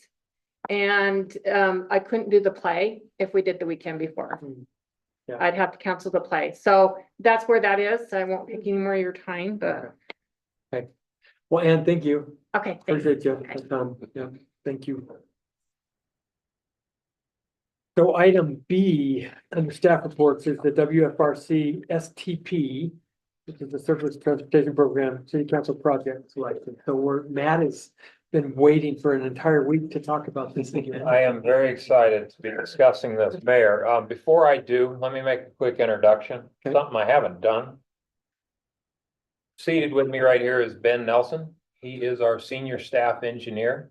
I'm somewhat introducing Ben to the pleasure of working with council and meeting with council. So this is one of his first meetings here. He's gonna be watching, and I've got his leg here to kick him if he starts speaking up, and I don't want him to say anything. We'll see how it goes. So tonight, and by the way, Ben's with us. Ben is what? How many months? 10 months. I was gonna say 3. Wow, look at that. Ben's with us about 10 months. He actually interned with us a few years back. He comes from well. good stock, this guy. He may have some people that he knows in the city. Okay. Yeah, there's 1 or 2 people in the city he knows who like to call me and tell me that I'm doing so well. That's awesome. So that's why I had to hire him to stop at least one of the phone calls. Yeah. That's Ben, what is your last name again? Nelson. Nelson. Okay. So anyway, so Mayor and Council, this is our final night of discussion where we're talking about the STP program or the Surface Transportation Program. We have been discussing this on a couple of councils, and tonight we are here to make the final choices of projects you would like to see as a council for us to submit the LOIs or the letters of intent. Now, just as a reminder, the letters, that is the item we're on, right? Yes. Okay, sorry. I was taken off. The letters of intent, once again, are just our acknowledgement to Wasatch Front Regional Council that we plan to apply for at least these projects for the final application. Does not mean we have to, but if we don't file a letter of intent in December, we cannot file the final application for the project. And that is for federal funding, different projects. And these letters of intent, once again, are used by Wasatch Front to help us categorize and help them understand what kind of budget they'll be looking at. It'll take us a few weeks, and Ben will be working with Adam to put those letters of intent together. And Ben will also be sitting here taking copious notes on your discussions of what you would like to discuss. So with that, Mayor, this is y'all's time to have this discussion. I've sent out, I believe, my last email. I tried to encapsulate or incorporate all of your comments from the previous meeting to help me understand, and I didn't receive anything back, so I assumed I was kind of in the ballpark. So with that, Can I I'll ask be you a question quiet. to Yes. start? Yes, sir. So we can submit as many applications as we want, right? As many as we would like with. Do we, let's say we do more than one, do we prioritize on our end or do they Then all? what they equal will to them? do, I'll ask you in here, or I can ask you at a later meeting. What generally Wasatch Front will do is I'll get a call from them and they'll say, hey, do you have priorities on these? What are your priorities? Originally submitting, no, we don't have a priority list. Okay. But they will generally call when they start shuffling and kind of bringing it tighter together for them and their decision. They'll ask us, do we have priorities on a project? So we could come back later. It would be a discussion just like this. Do you have a 1, 2, or a 3? And then we can do that. Now, we are unlimited on what we can submit. With the caveat, we are a limited staff on what we can do. So. Is there any reason why we wouldn't just go ahead and prioritize them today? I mean, I think I know that as memory serves me, a week ago, our city manager suggested that we prioritize. However, to my knowledge, that was not done in the last week. So I don't know how everybody else came to this meeting, but I think my council colleagues, we've been prepared to offer our Sure. I think at priorities. last, Yeah, sorry, I don't No, mean to you're interrupt, good, but you're good. sure, yes, we can do it tonight. So I'm not saying we can't. One of the things that you said though was WFRC might come to us and say, this is where we have some more money to go versus, so it might, some of these might fit better into what type of money Yeah. they have, according to what you said, That is right? true. Well, They will- I don't suggest that we necessarily submit them to WFRC with them prioritized. But I think internally, it would be good for us to go ahead and prioritize in our meeting today. What they're what submitting you want, that so you way. know what to work on. I think you want. that. Correct, that's Yeah. fine, we can do that, and like I said, we can submit. Like as many as you want, and yes, we can, when we prioritize, it's up to you, it certainly is, and we can do that. You can do that in here, we won't submit that as a priority in the letter, we'll have that discussion. Yeah, my intent was to make sure that Matt and his team spent the most time on the more important ones to you. That's kind of what I was looking for. So we're not tied into that prioritization either, if that's. Right. So for example, we talked about the Danish Road one having the ability to submit into a different bucket from the rest, correct? Into Correct. some type of rail bucket from the Yeah, sidewalk. yeah, the TAP program, if you will, which is the transportation alternative. So we would probably, if we chose that, or if you chose that as a council, we would submit that as a TAP project. Now, once again, depending on the size and what they're talking about, they, once again, could theoretically call us and say, "Ooh, this feels like it would fit better in the STP, surface transportation. Are you okay with that?" And that's somewhat of a hint that, hey, why don't you do that? And that, because of the pots of money and what they're working with. Those are usually good phone calls to get. We don't usually get more than one STP project, right? We'll get one, maybe two, we'll get one, maybe one of each category. One tap on STP. Yeah, one STP or a CMAC if we were doing that. But it will also depend on the size of them. I mean, Cottonwood Heights, we've done fairly well at getting a lot of quite a few grants. Some really big, some not so big, but they've been good to us. Do we have dollar amount estimations on any of these? Not right now. We're. So we're gonna have to kind of eyeball that. What y'all will do is just pick them. We will put the swag together on the dollars and try to make that, and we'll make that happen. So tonight, I don't, at this point, don't worry about the dollars. Worry about the project and a little bit of what you'd like to see in that project, so we can write it up that way and submit it. Adam and Ben will sit down and work the dollars and do that. I think from our last week's discussion, there were 2 items that we talked about that there seemed to be a majority, I don't want to say unanimous or speak for others, but a majority of folks that did agree on that crosswalk at Mount View and then Highland Drive. I think we all had that discussion this last time. So just to get things moving, I don't know how we want to progress this, Jared, but I mean, those are 2 that I think were no Can I brainers. ask, does 2300 East have the ability to be submitted as tap as well? the sidewalk? 23, okay, in my write-up, I mentioned 2300 East would be a difficult sell as a sidewalk for for a federal grant, because it's a single use. If you say that sidewalk, that is what it is. It's for the city, it's localized, and it's a difficult sell. Doesn't mean we can't. But adding those parameters around. trail, But if you Everything add else. the idea of multi-use, So tap. interconnection, and then you're talking tap, things of that nature. So yes, So can we, That's as a what- council, agree that we think That is 2300 in Danish could be submitted under tap? Yeah, I'm, Based on my discussions with you and others. yeah, for Yeah, sure. definitely. And then we'll prioritize the next three with STP. can I ask about Danish? There's been quite a few ideas tossed out about Danish.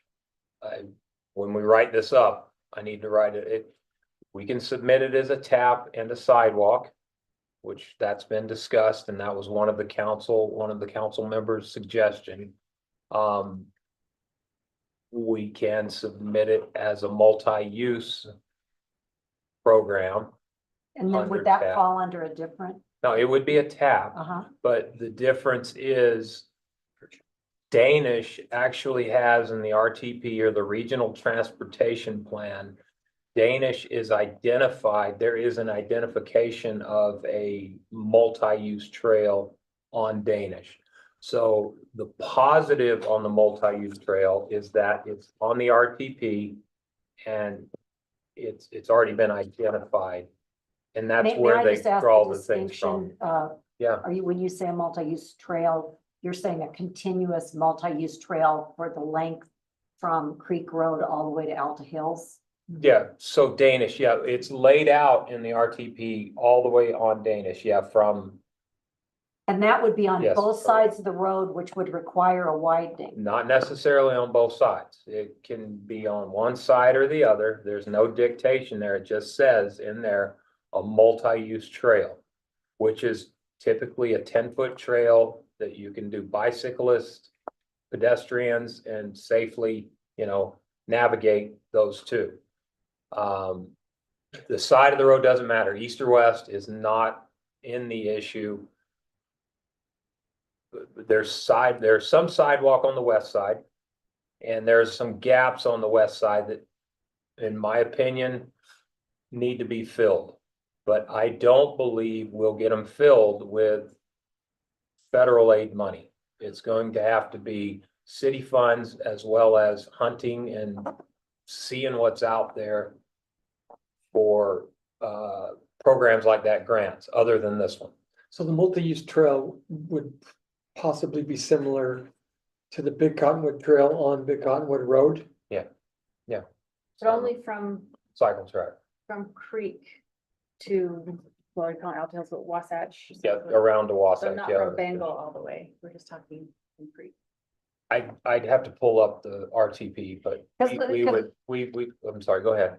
No, this is real important that we talk in these distinctions because they're two distinctly different, I think, propositions. I'm understanding a continuous 10-foot. We wouldn't simply widen the 4-foot sidewalk and somehow not have to add a lot of asphalt. If we're talking about a regional, going after the feds' money related to regional roadway, then I'm understanding there would have to be road widening. I just don't see how there's no way to accomplish. So that is a very different proposition than the one that I described when I did the language about preserving the tree canopy and addressing, in essence, about 7 houses worth of Danish road, so that the cyclists would still be in Sharrows with a 25-mile-an-hour speed from Creek Road around to Wasatch Boulevard in the south. So I mean, those are two. So are you different- saying you'd rather do it as a sidewalk and not a trail? Well, I think so, because what I get from the residents of District 4 is they are very, very, very adamant. They want 25 miles an hour. They don't want cars moving at 35 to 40. Would it, and we get that, would it make a difference if we had a better chance of getting the, as a trail versus a sidewalk? Because it sounds like because it's a designated as a trail on the RTP that we might have a better chance of getting it as a. Well, and trail. my problem with that is that is the way of thinking that the feds used to use, where municipalities were incentivized to keep everything regional in their mind, and there wasn't enough emphasis on making local roads safe. So I would like to see the council, even if we don't win the grant dollars, our public works director and I have had conversations, and I would bring it forward in the 2025 retreat to possibly use some other kind of funds, either general funds or something, to strictly address the two small strips where we need continuous sidewalk, and figure out ways to truly calm that traffic and get cars moving slowly, which would meet the needs of both the cyclists, even if they're riding in sharrows, because the cars are moving more slowly, and certainly the pedestrians. So sidewalk tap wouldn't be a whole lot of money, Matt, right? No, not a lot of money, but for these sections that we're talking about, I honestly, in my opinion, I would not. For a sidewalk in those short of sections, I wouldn't make the application. I would do what Councilmember Burrell is suggesting. We bring it back in January and talk about it as a council in the retreat and do it that way. I don't want to say it's a waste of time, but I would think we would be better spent our time looking at other projects that we have a better shot at that are more regional and on the RTP as that. So, I think that makes a lot of sense. My question is, can, we look at applying under the trail with the mindset, or not the mindset, with the direction to them that we don't want to widen, that we, so I mean, I know what Councilmember Burrell is saying, but do you agree with her that there would have to be widening if we did a 10-foot trail instead of that, taking people's property versus we're going to do it anyway for a sidewalk? I mean, I'm just trying to make sure that we're not wasting a chance to get that money under the trail side of it if we don't have to widen. There would be places, yes, because if we're doing it, we have right of way through a lot of where the sidewalk, curb, gutter, and sidewalk. We have current right of way. We have current right of way. I mean, I haven't done a deep dive into it, but we do have current right of way where a lot of the sidewalk is missing. Now, but to build, in other words, I guess I'm not seeing us ripping up all of the existing sidewalk and in the future, over time, building this trail. So parts of this road were built, over time. There's a 4-foot section of sidewalk. There's some sidewalk that's 5 feet. There's some that's not. Put a 10-foot trail between the two of them. I'm not sure I envision the city having the willingness to rip out a lot of dollars, put that in. I would suggest we find a way with the sidewalk, because we have applied for this before, for the sidewalk on a couple of occasions, and we've received the same answer. It's just not there. Not saying I won't apply for it. I will if that's what we want to do, but I'm suggesting we don't spend our time and capital, if you will, on that particular program. If we want to look at the east side and doing something. Now, when we talk about road widening, if I can real quick, and then I'll leave you alone again. Adding a cycle track does not necessarily mean adding a lane for cars. You can still keep things narrow. You add to the outside, and by doing that, you designate that as a cycle track. And when we say cycle track, we're talking, there is a distinction, like out of top of my head, curb and gutter, so you're elevated off the road. It's not a place where cars would use. Yes, you're adding asphalt or concrete, whatever the trail is. But you're not adding a lane to that to make it happen. Yeah. So when we talk about that, that's, There's fewer homes on the east side, right? yeah, a lot fewer homes. I've talked to all but about 3 of the homeowners in these 2 areas where there's not sidewalk. And they are very interested. I'd really like to see us negotiate, talk, work with the community instead of strictly following certain code and I would just like to see us experiment a little bit to preserve the character and to truly figure out how to bring the speed down. Because speed on local streets, I don't know about my council colleagues, that is the #1 thing my constituents are rapping at the table. And you can ask Chief Russo. I just had another Alpin Way and he's, Ellen, I don't know. So these local streets and certainly a collector like Danish Road, the residents want the speed to be brought down. And so that's what I'm doing on behalf of my constituents, is trying to figure that out. So I think we're, I drove it this week, just just to refamiliarize myself with Danish. It's a hodgepodge mess. And there are places where there's areas or sidewalks and then there's not. And then there's on the other side. So maybe I actually think we probably have to simplify it and do sidewalks and not extend the road. I just never want to see that street become an alternate route for fast traffic that can't get through on Wasatch. so even if with Matt's point that you wouldn't have to expand the road if you had. Well, if You you don't made have to it- expand the road, yeah, I would not support expanding the road. It's already, as a pedestrian on that road, I always felt unsafe coming around the curves. I can't imagine what it would be like on a bicycle where you can't stop very quickly or jump out of the way.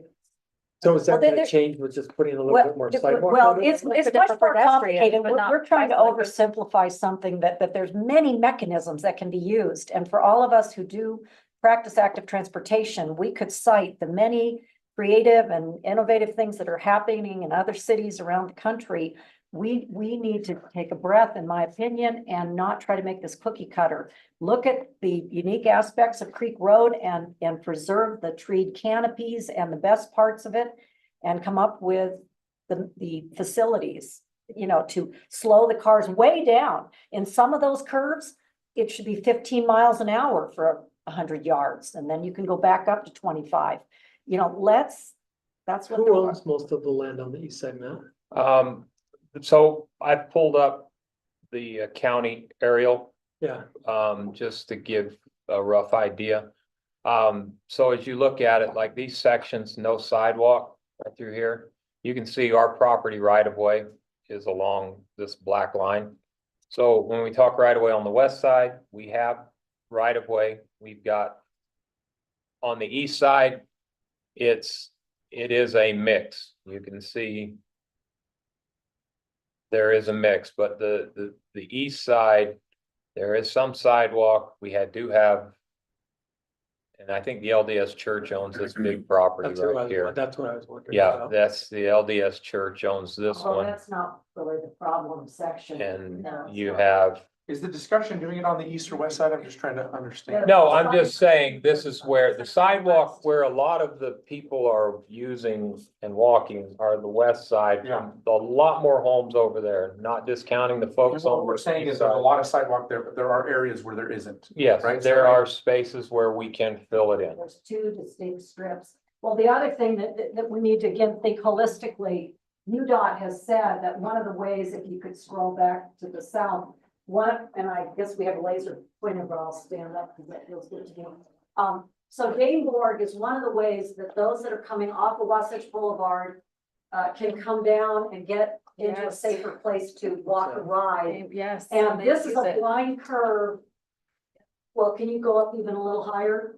The cars that come through, so here's, so here's Daneborg, as you come down in, the way that this is heavily treed and everything, if the cars are moving more than 15 miles an hour through here, mark my words, if this is gonna be used more and more by e-bikers, there's gonna be a collision in this spot, because this is a very steep hill Very coming steep. down into Danish.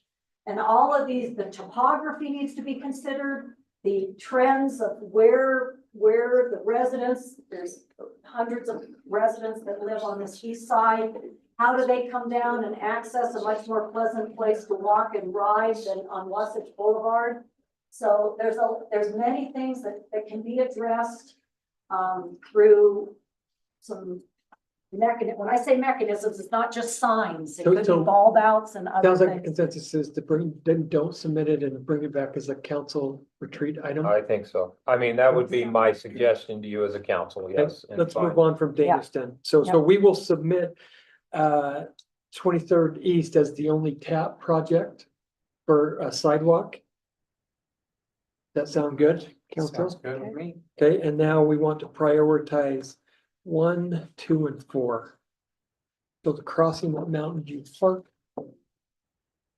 I look at, if we look at who's gonna, well, how many people will be impacted in each of these. Highland Drive would probably have the biggest impact. Agreed. Followed by Mount View Park, and well, I don't know, Bengal and Mount View Park is probably a toss up, but.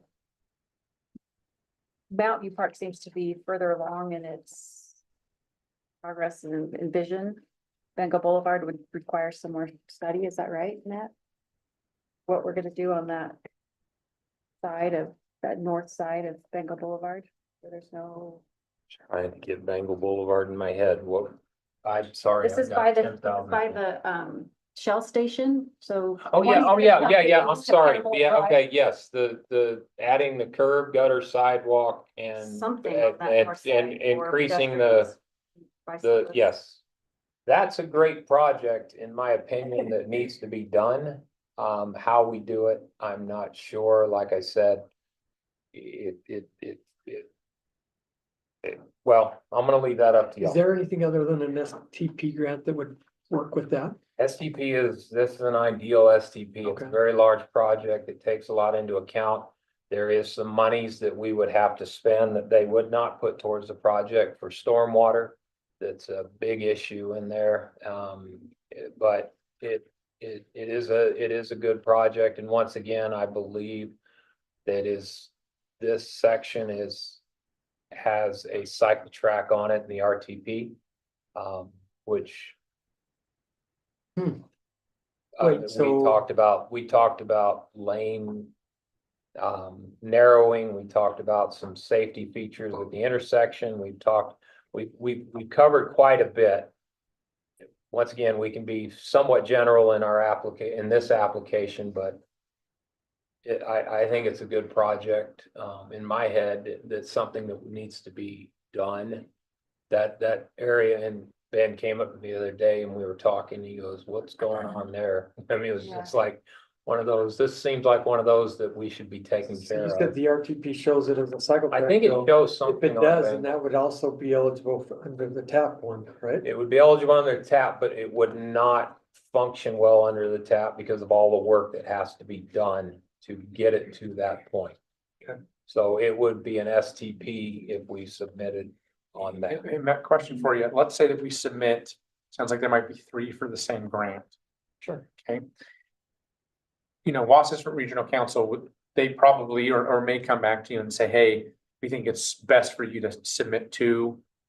Is that a scenario that might happen? And then at that point, is it helpful to know what the priorities Yeah, are? and at that Okay. point, then they, once again, they'd say, pick 1, 2, or 3, 1, 2, and 3, and we're gonna put them in our little scoring program that way. And Part of the issue with prioritizing without knowing cost is, something that costs more expensive, they might say, hey, well, let's fund their less expensive one, right? That was my next question. So it looks like we've got 4 for you to prepare letters of intent. Mhm. Are you good with that? Is that too much of a work? No, I mean, So if we we're did good. that, Like then I we said, come 3 to back. 5. I Then mean, we could come back with the cost estimates that you're gonna come up with for these letters of intent. 'Cause you don't need the priority before the letters of intent, right? no, So we can look at it Okay. again. no, not at all. If we're good with the 4, I think Yeah. cost is a factor that we need to Yeah. it's Yeah, gonna be I a agree. factor. evaluate. because you may look at it and go, well, maybe we can find another way to do this. Yeah. It's cheap enough. Okay. Is that good enough? So I have a question. I know my council majority has already voiced a desire to advance the additional lane on Highland Drive, which I oppose, but I'm wondering if I can just ask one more time to make sure whether we would consider phasing this project, seeing if council member Highland's suggestion of stopping the, left-hand turning from the east and west sides on the south side of Fort Union Boulevard, that is on Highland Drive to the east and west, whatever it is, the Starbucks and McDonald's, and see whether that alleviates some of the congestion before we advance trying to get that third lane. I don't think it alleviates congestion, but I do think that it is key for safety. I like Key it, but for I like it safety. in conjunction, not by itself. Okay. Yeah. Cause it's Because pretty I dangerous just when they think we do. need to be so careful that we are not setting Cottonwood Heights up to be a place where cars know they can drive through as fast as they can. Transient vehicles, that movement through our city is going to be the difference between whether Cottonwood Heights feels like a place people want to visit or it feels like it's a highly commercialized. It creates urban blight when you have a I high think I see volume more of- people being pulled over right there, huh, chief? So, It's a one pretty- of the reasons, Matt, is because there's a part of what Ellen is saying, Councilmember Burrell is saying is correct. Yeah. But it's because they have these massive wide lanes, because it goes from 3 to 2 with all of this asphalt. And that shoulder Cars is feel massive. like they can fly down. When you narrow it, you're the one that taught me this. When you narrow the lanes and make them tighter, cars feel like they can't go as fast. So it's the only place where, and to be honest with you, we're not adding a lane, we're restoring one. Because the only reason it was taken out, the only reason is because of the Double left. I double thought left turn I lane. thought there was talk of obtaining additional land, additional. To keep the double left turn hand lanes, which we would want to do, we would need to take a teeny bit of land to get Where that. turn lane. But it's Starbucks just and enough to make the minimum Starbucks is. size lanes for those three. So they're gonna be tight and narrow, and which will, inhibit people thinking they can drive as fast. Is that, That's correct. Anything There that I is, said there is correct? the piece of land on the north side and then there's some on the south of Fort Union. and we're talking like a foot. Yeah, but that's also, if you'll remember, we also have in 2 years that cycle track on the east side that has been approved to build, which will be going after land for that already. So it's, in theory, if we can tie the two together, we can work something that way. Part of Just my wanna put that besides out safety was also cost. When we're talking about cost, it seemed like the phased approach might be an option just because of the expense, but I don't know how this works, how the funding works. Okay, may I, Mayor? Yeah. Okay, so to answer that question, the phasing approach from what I'm understanding, the phasing approach is to go in now and put in, for lack of a better term, a median, something there. That will not be a funded project. That's a demonstration is what it's called, a demonstration. That's not in this type of funding. If we wanted to do that, once again, it would be tackling it as a city. They're not gonna pay for a curb and gutter or some Jersey walls. They will, however, entertain the intersection improvement, and all of those things that we've discussed. So if you want to phase it, that's a city thing. If you want to go after this and see where it takes us, then So by that's, packaging it, we have a chance of getting it, right? well, by by packaging separating it it, out. we have the federal monies. By separating it as a demonstration, excuse me, that won't STP exist. and then federal. It won't, it just won't. That's And corridor preservation opened up today. yeah. So and for we're the county, actually so got you- one coming in too. Okay, Yeah. Thank you for yeah, clarifying. okay. I do want to point out when Sonic was there, it was fine. Because no one went. I Because missed no the one tater- went. I missed the tater tots. That's all I'm saying. Nothing There's against school lunch and then sauna. Nothing against Starbucks. I don't but drink the coffee. tater I tots- it's freaking like they think that's. The cherry limeade, that's all I'm saying. It never was a problem when cherry limeade and tater tots were there. Yeah, Pass exactly. an ordinance to get rid of the Starbucks and go back to Sonic. Pass an ordinance to say, provide really crappy food. So we're gonna, so we're not gonna No one will prioritize go. yet, so Okay, you've got our but this direction. is on the list Yeah. to put in as a lane addition That's to right. improve the intersection function. Correct, Is that what I'm hearing? correct. Are you able to Yes. include median? With the median, With the, median. yeah, with Yes, the with the median, median. okay. Yep, committed to that median. Yes. It's for safety Okay, seems that, I feel like we've got. and for sanity. I'm gonna add that. I feel like for we've got. Can I ask Two. this real quickly, Matt? So a lot of folks they're coming from Holiday or wherever they're coming from. They're heading south. They're trying to get to that Starbucks in the morning. If there's a median there, where would we, so they'd go up to Bengal, hit the left and then right? Is that? Yeah, that would be an enforcement. You could, I mean, there are a lot that, okay, now. Or we would- 70, There's a light at that'd be, 7,200. or 70. We would not be unique. people do that There now. is. No, I'm just curious. I'm there's literally a just lot wondering. of intersections around the state are right in, right out at major intersections. Yeah, As a matter of fact, north of Fort Union on our road, Highland, it's a right in, right out. That's yeah, right. yeah. It already Yes, exists. right there. It's not unique. It's access management. And we're trying to stuff this access management. You know, the best time to do it is before it starts, but now we're trying to make that happen. Yeah. And we Yeah. did the similar at the 7-Eleven up here on Fort Union so it's not an unheard of thing. And as a matter of fact, our ordinance does require something within 200 to 250 feet of our major intersections. Yeah. I just wanted to make sure that be included. Awesome, thank you, great comments. So we're gonna move on to item C, which is Matt, the 2300 East Fort Union Boulevard traffic study. So this is in relation to a contract that we're ready to approve tonight in our meeting. Mayor, I'm sorry, I'm gonna back up. The Go only ahead. thing I got out, I heard at this point was two projects, 2300 and the 2300 for Island. cap and all Mhm. three. 1, 2, and 4. So you have Mount View. Oh, so they're still, okay, I'm sorry, Yes. my bad. You just wanted to discuss that. Okay, thank you. So 4 It's letters clear. of intent. So the list, we got it. Yeah. Okay, thank you. I'm sorry. Okay. Nope, nope. Okay, moving on to C then, 2300 East Fort Union Boulevard traffic study.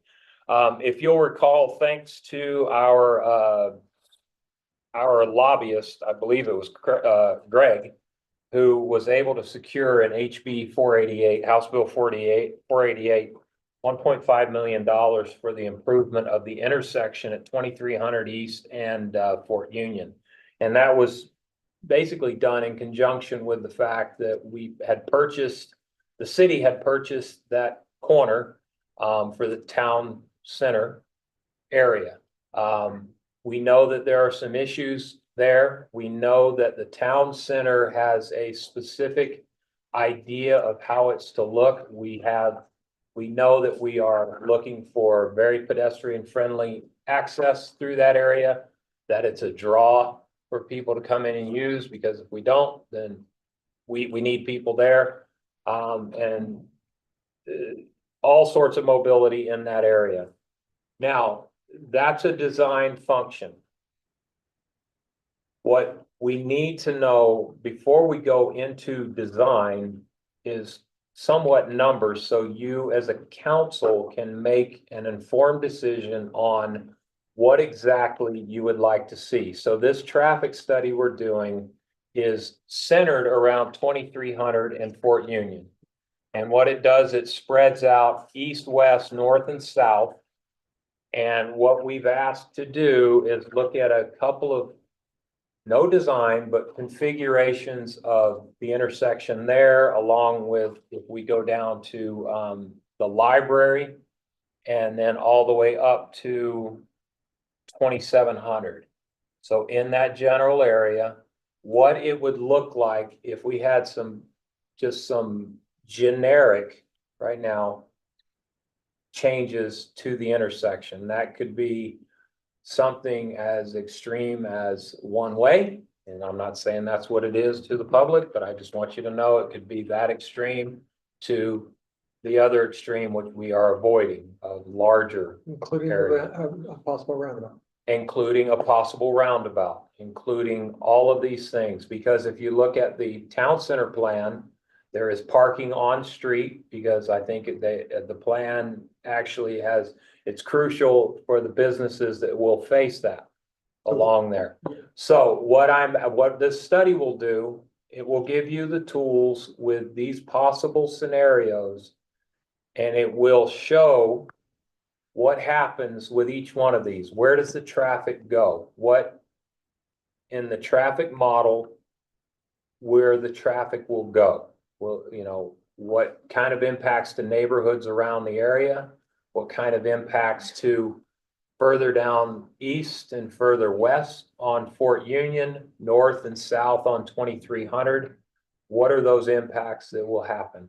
So I was going to originally bring back a full design package for this, but I backed off a little bit because before we push further into design, I think you as a council need to have another discussion where you say, okay, we can live with this impact Based on these traffic. based counts. on these traffic numbers. Yeah. And that's why this is what I would call the first phase of this. And then once we make that decision, then we push into the 30 design and come back, and then we push into final design. And we have this $1.5 million to do all of these things. It is money that's earmarked for Cottonwood Heights, 2300 East, and Fort Union. So this is what I'm bringing you to you tonight for approval. I really like that we'll have a couple of different options, because I've been approached by one of the businesses there that is concerned about the overall project that we have for Hillside and the impact it'll have on them. And it'll be nice to be able to see some of these options and to be able to have that discussion, those that will be impacted by some of these areas. So that's really critical. Well, I think we as a council need to, again, go back to thinking about what residents have told us that they are interested in. Residents have told us that they are interested in transportation alternatives. They're interested in traffic calming. They're interested in walkability. And I just had a meeting last week with two of the principals at UTA, Nicole Bordeaux and Hal, I believe his name is Hal Thomas.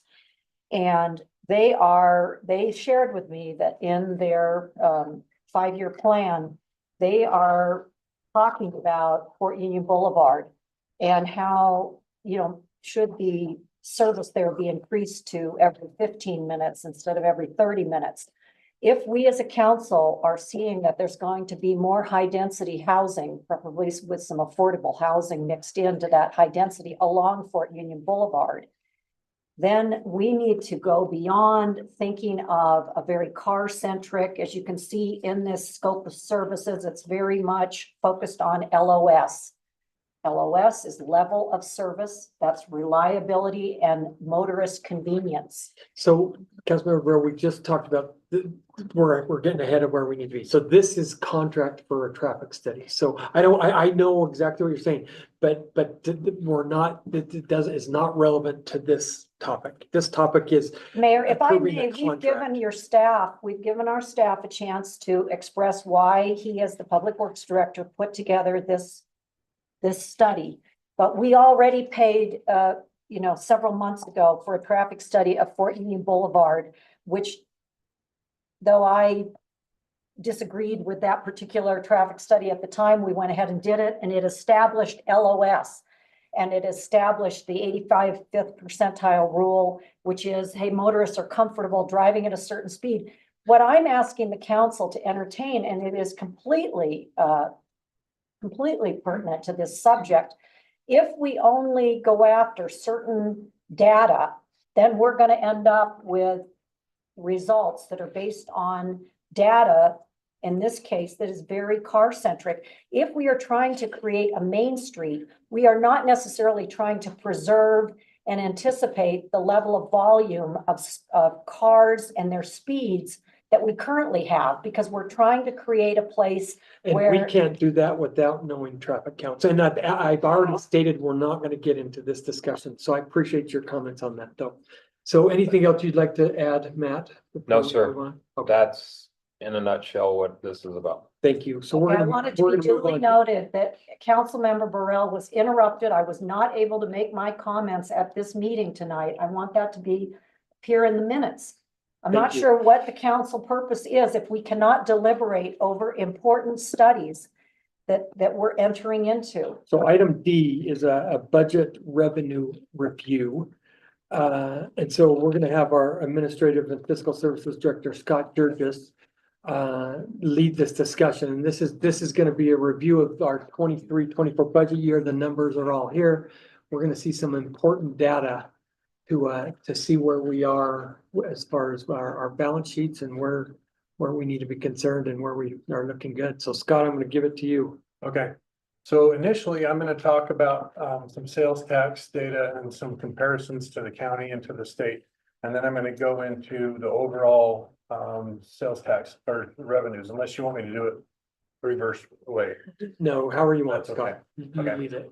So the sales tax data that we got, we were a little bit under our budget, and that's closer, but still a little bit under our projection for the year. We ended the year at $9,069,925. That was $18,000 less than what we received in 2023. Now, we had in recent years had seen some extremely large increases in our 2021 fiscal year and in our 2022 fiscal year. You know, between both of those, we were about $1 million each year, roughly. And we have been 300,000 or better in some of those years. But we did see our numbers drop a little bit this particular year. We had projected to see about 9,300,000, and our budget was 9,500,000. So we did miss it by a little bit, by about 230,000 off of the projection and about 430,000 off of the budget that we had. And we knew that we were going to miss the budget for some time leading up to that. And that was okay, because we had, as we'll show in a minute, we made up for it in other areas. One of the things that we're going to need to look for is our budget for the current year that we're in is 9,700,000. And that's probably set a little bit too high based on the fact that we received a little less than 9.1 million for the past fiscal year that we received. We have not yet received any funds as to date to go towards that. And there are several things that are happening that could impact that. One is that we're expecting a rate decrease to impact us very soon, within the next week or two here, and then possibly another rate decrease later in the year before we hit the end of December.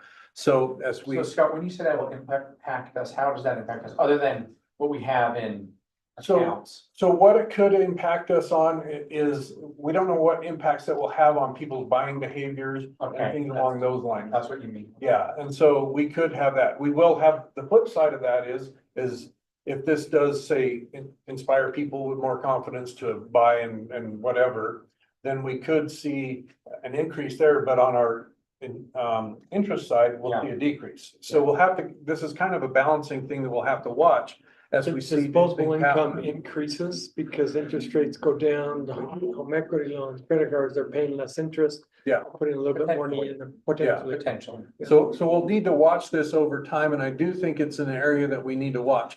And for sure, on any projections that we'll have, we will not be projecting $9.7 million in sales tax. We will decrease that down from there. To what point, I'm not exactly sure right now. I would probably say in the 9.4 area, maybe 9.5 area, but we'll have to get some actual real data coming in before I really want to throw some numbers out there in terms of that particular line item. But anyhow, that's kind of what we saw in Cottonwood Heights. Now moving to the county, so this center section is Salt Lake County. Also, one other note on Cottonwood Heights, we've seen our population since 2021 and this is the population numbers that come from the state tax commission. And the state tax commission uses these numbers to allocate the sales taxes throughout the state and stuff. I believe it's the US Census estimates that they utilize for this, but that's where these population numbers come from. So you're getting aging population probably, right? Yeah, you're- Families. Yeah, Larger families being replaced with smaller families, basically, because we're basically built out. yes. So that's what's happening. But likely that's what's happening and or at least the suppositions behind the census estimates and things, yes. Okay. For Salt Lake County, this was a little surprising to me.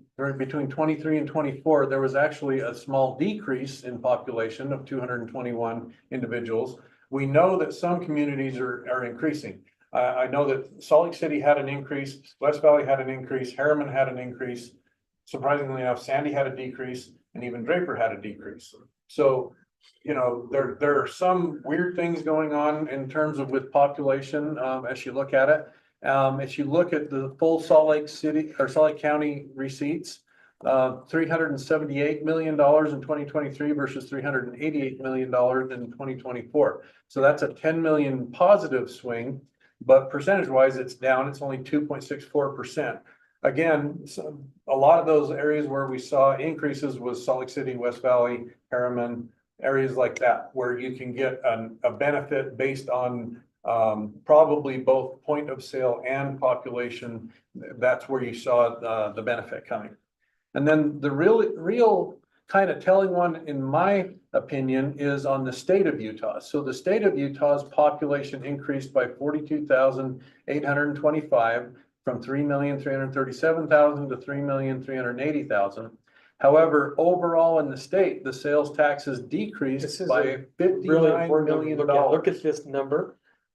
We went down $18,000 and the state's down 60 million.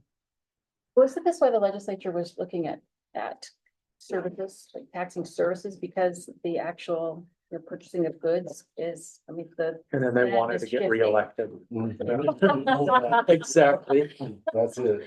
One of the That's things big. that you I- need to look at with that is, along the Wasatch Front, we're not really seeing reductions like this in our sales taxes. We're maintaining at least our sales taxes, and that's evident by Salt Lake County, which is roughly, a little bit better than a third of the state. It's about 40% of the state. We're maintaining our tax base here in our tax receipts in terms of sales taxes. But throughout the whole state, there's a reduction of 60 million almost. So to me, now I don't have the data, so I don't know, but St. George is probably holding okay, and Park City is probably holding okay. So that means that in the rural communities, they're getting seriously negatively impacted in terms of sales taxes. So when you look at the dynamic of all that, that's where we saw our reduction was in the population distribution, because we know in our point of sale within the city that was up. And so it's a problem we need to be aware of, because we suffer as the state suffers because of the population distribution. And we need to be aware of our neighboring cities in our rural areas, because they are suffering for sure, as you look at this. So something to keep in mind, but the problem, if you will, if you look at it as a problem, is not within our city. You know what I mean? It's outside of that. So I thought that was kind of telling, even though we don't have complete visibility and all that into it. It would be interesting if the state tax commission did some, analysis regionally and so on and so forth to help us to understand some of that. So as you're in different meetings with different individuals and have that ability to request, that would be an interesting thing from my perspective to be able to get some more information. Any questions on this before I move on to overall kind of revenues? Okay, so I sent out some information, and I'm going to show you a little bit of a condensed variety here of information where I'm focusing on the main revenue line items that we saw variances in our 2023-2024 budget year. So this is our original budget here, our adjusted budget, our preliminary actual. And when I say preliminary actual, this property tax line item may change just a little bit with some receipts there in the month of September, but it's pretty much right there where it's gonna be. Again, unaudited, and then it shows our projection of what we projected. And then our over or under budget to actual and our over under projection to actual. So on the property tax, I want to address that first because we're down nearly 300,000. Now, property tax, we will always receive it because it's a bill that goes out based on, you know, the property that's in your city. As a property owner, you can choose to not pay your property taxes, and it's kind of like a short-term, low-interest loan, if you will. When interest rates go up, sometimes a business owner, usually because we're not going to have enough homes to impact it at this level, will make a decision to not pay a tax bill because it's a way for them to kind of get a pre-approved low-interest loan that they don't have to go to the bank and get financing and such on. They're just delaying that. The good thing of that is we're always guaranteed to receive that because they don't want to lose their business in essence through a tax sale. So within 5 years, we will receive this money. It's usually sooner than later, but you never really know exactly when that could be paid. It could be paid today and we could get the money back, you know, in a couple of months when we receive that. Do we know what the penalty is from the county for paying late? I cannot remember, but it's based on the PTIF rate with an escalator, but I can't remember what that is off the top of my head. Is this arbitrage? An opportunity for arbitrage? Where you're getting higher interest on your. You put the money that you're gonna pay your property taxes into a CD and savings make account, that's 5%. what I mean, it's And arbitrage. if the fee's 2%, you've made 3% on your money. Oh my gosh. Yeah. And so, but if you have a working capital How's that issue with your business, you know, where you're gonna go get a working capital loan, and if the interest rates work right, it might be beneficial for you to take advantage of something like this. Yeah. Now, me as a, you know, proponent of, I need the property taxes, I don't want businesses to do that because I need the Yeah. property taxes. You know, but you know, that is something that does happen out there in the world and, you know, you need to be aware of it. It's just a timing issue. We will receive that money. So possibly if it was paid, say, you know, sometime in this next fiscal year, we would see us be $300,000 ahead of our next budget, as we go through that. Even if a business owner had the property foreclosed on, that property, we would still get the taxes caught up. If it's at the sale foreclosed of the or property. sold or any of those kinds of things, we'll get the money back during the distribution of funds during that process. So. On the sales taxes, again, we talked all through that. We're 430,000 down from our projection, or 230, or actually 430,000 down from our budget, 230,000 down from what we had projected. Fee in lieu. So fee in lieu is an interesting thing. Fee in lieu is the fee that you pay on your car. It's the age-based fee based on your vehicle. So if you own a Pinto and you own a you know, Mercedes, and they're all the 2014, it's the same rate no matter what. It doesn't take into account the value. That's why it's a fee in lieu of traditional property tax, because it doesn't take into account the value. So we are losers on that one, and I'll just let you know that as we go forward. We probably have more cars per household or cars per people in the house than say someone in Harriman, and I'll illustrate this. If you have a family in Harriman with 4 kids and 2 adults, you probably have 2 cars. However, a family out here that might just be down to only 2 adults left in the house probably still has 2 cars, maybe even has a 3rd car because they have more disposable income available to them, etc.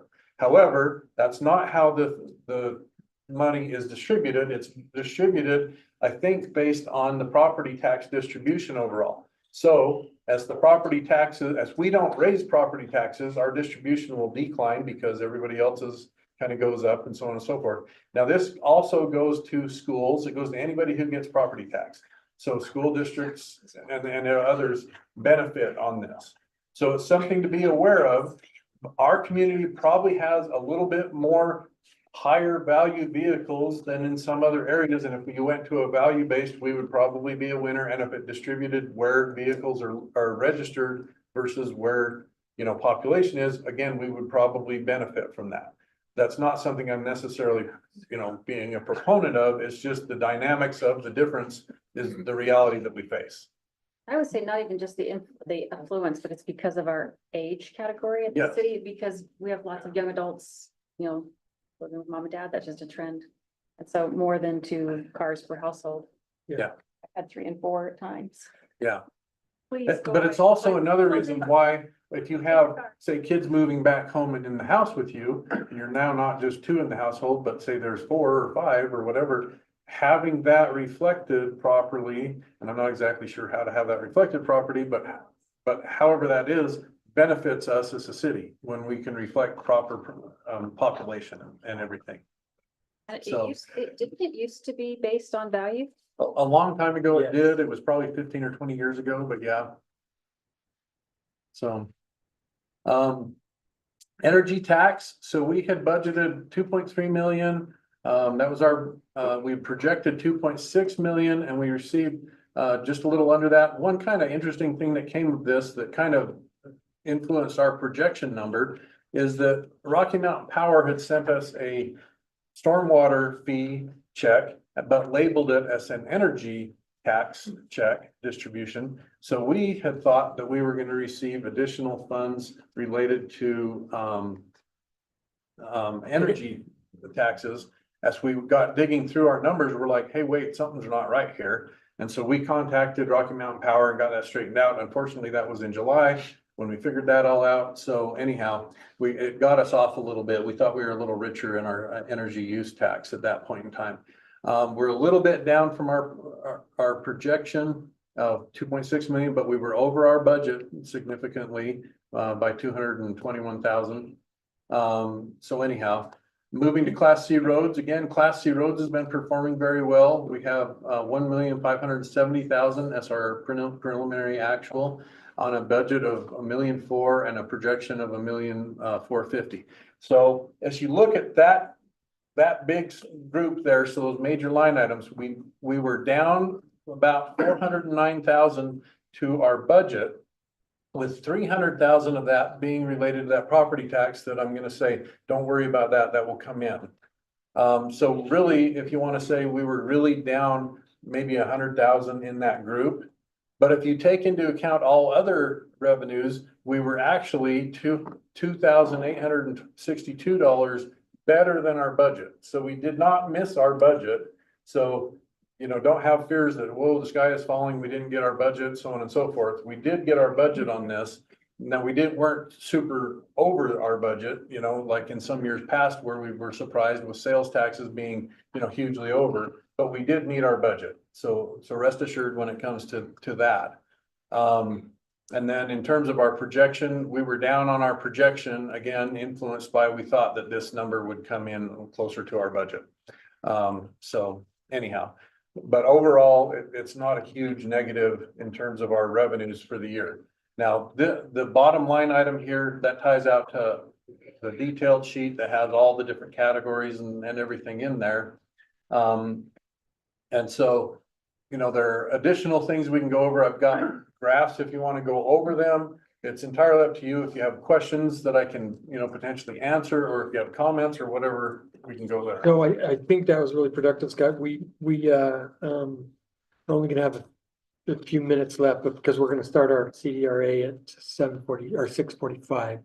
If you have questions, So- please reach out. Yeah. Are any questions that are really important, you think, for Well, Scott? maybe it's just as a follow-up, what can we, is this informational or is there something that we can do to influence some of the challenges? It's mainly informational. I think emphasizing as much as can be, getting population numbers right. I mean, adding a couple of people is not gonna solve our, you know, tax distribution, you know, issues, but the more population we can accurately recognize within our city, the better off we're going to be. I don't know how to do that. Say, you know, if you're a homeowner and your kids move back in with you, I don't know how to get those individuals recognized. I don't know the process for that.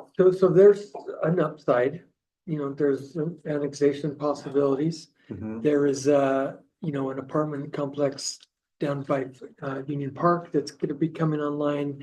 Rockwood has started phase 1 of their apartment building. So population is we're gonna see some increases actually, hopefully. And that decreases will slow or stop from the aging side of it. But I think there's good and bad. That's why I think what you're doing is important, and what you know, and approving these new projects is important as well. So Anything else for Scott? Thank you, Scott. Yep. Appreciate that. It's a lot. Um, Item 6 is a review of calendar and upcoming events. The September City Hall Lobby Art Exhibit, artists are Deborah Day and Jack Katryan. The block party Hillside Plaza will be Monday, September 30th from 5:30 until 7:30. The Arts Council Howl Inc. will be held October 1st through the 31st. This is an online social media pen and ink daily drawing tutorial. The Mayor's Town Hall on the general application bond for the Heights will be October 8th from 6 to 8. Councilmember Burrell has a town hall to discuss the upcoming general obligation bond for the Heights on October 10th. The Monster Mash will be held Friday, October 25th from 5 until 7. The Concord Heights Rec Center, November elections, early voting, October 28th through the 1st. Mayor, I'm so sorry. It's the 29th through the 1st. There's just a typo. Oh, okay, good. Thank you for letting me know. So October 29th through the 1st.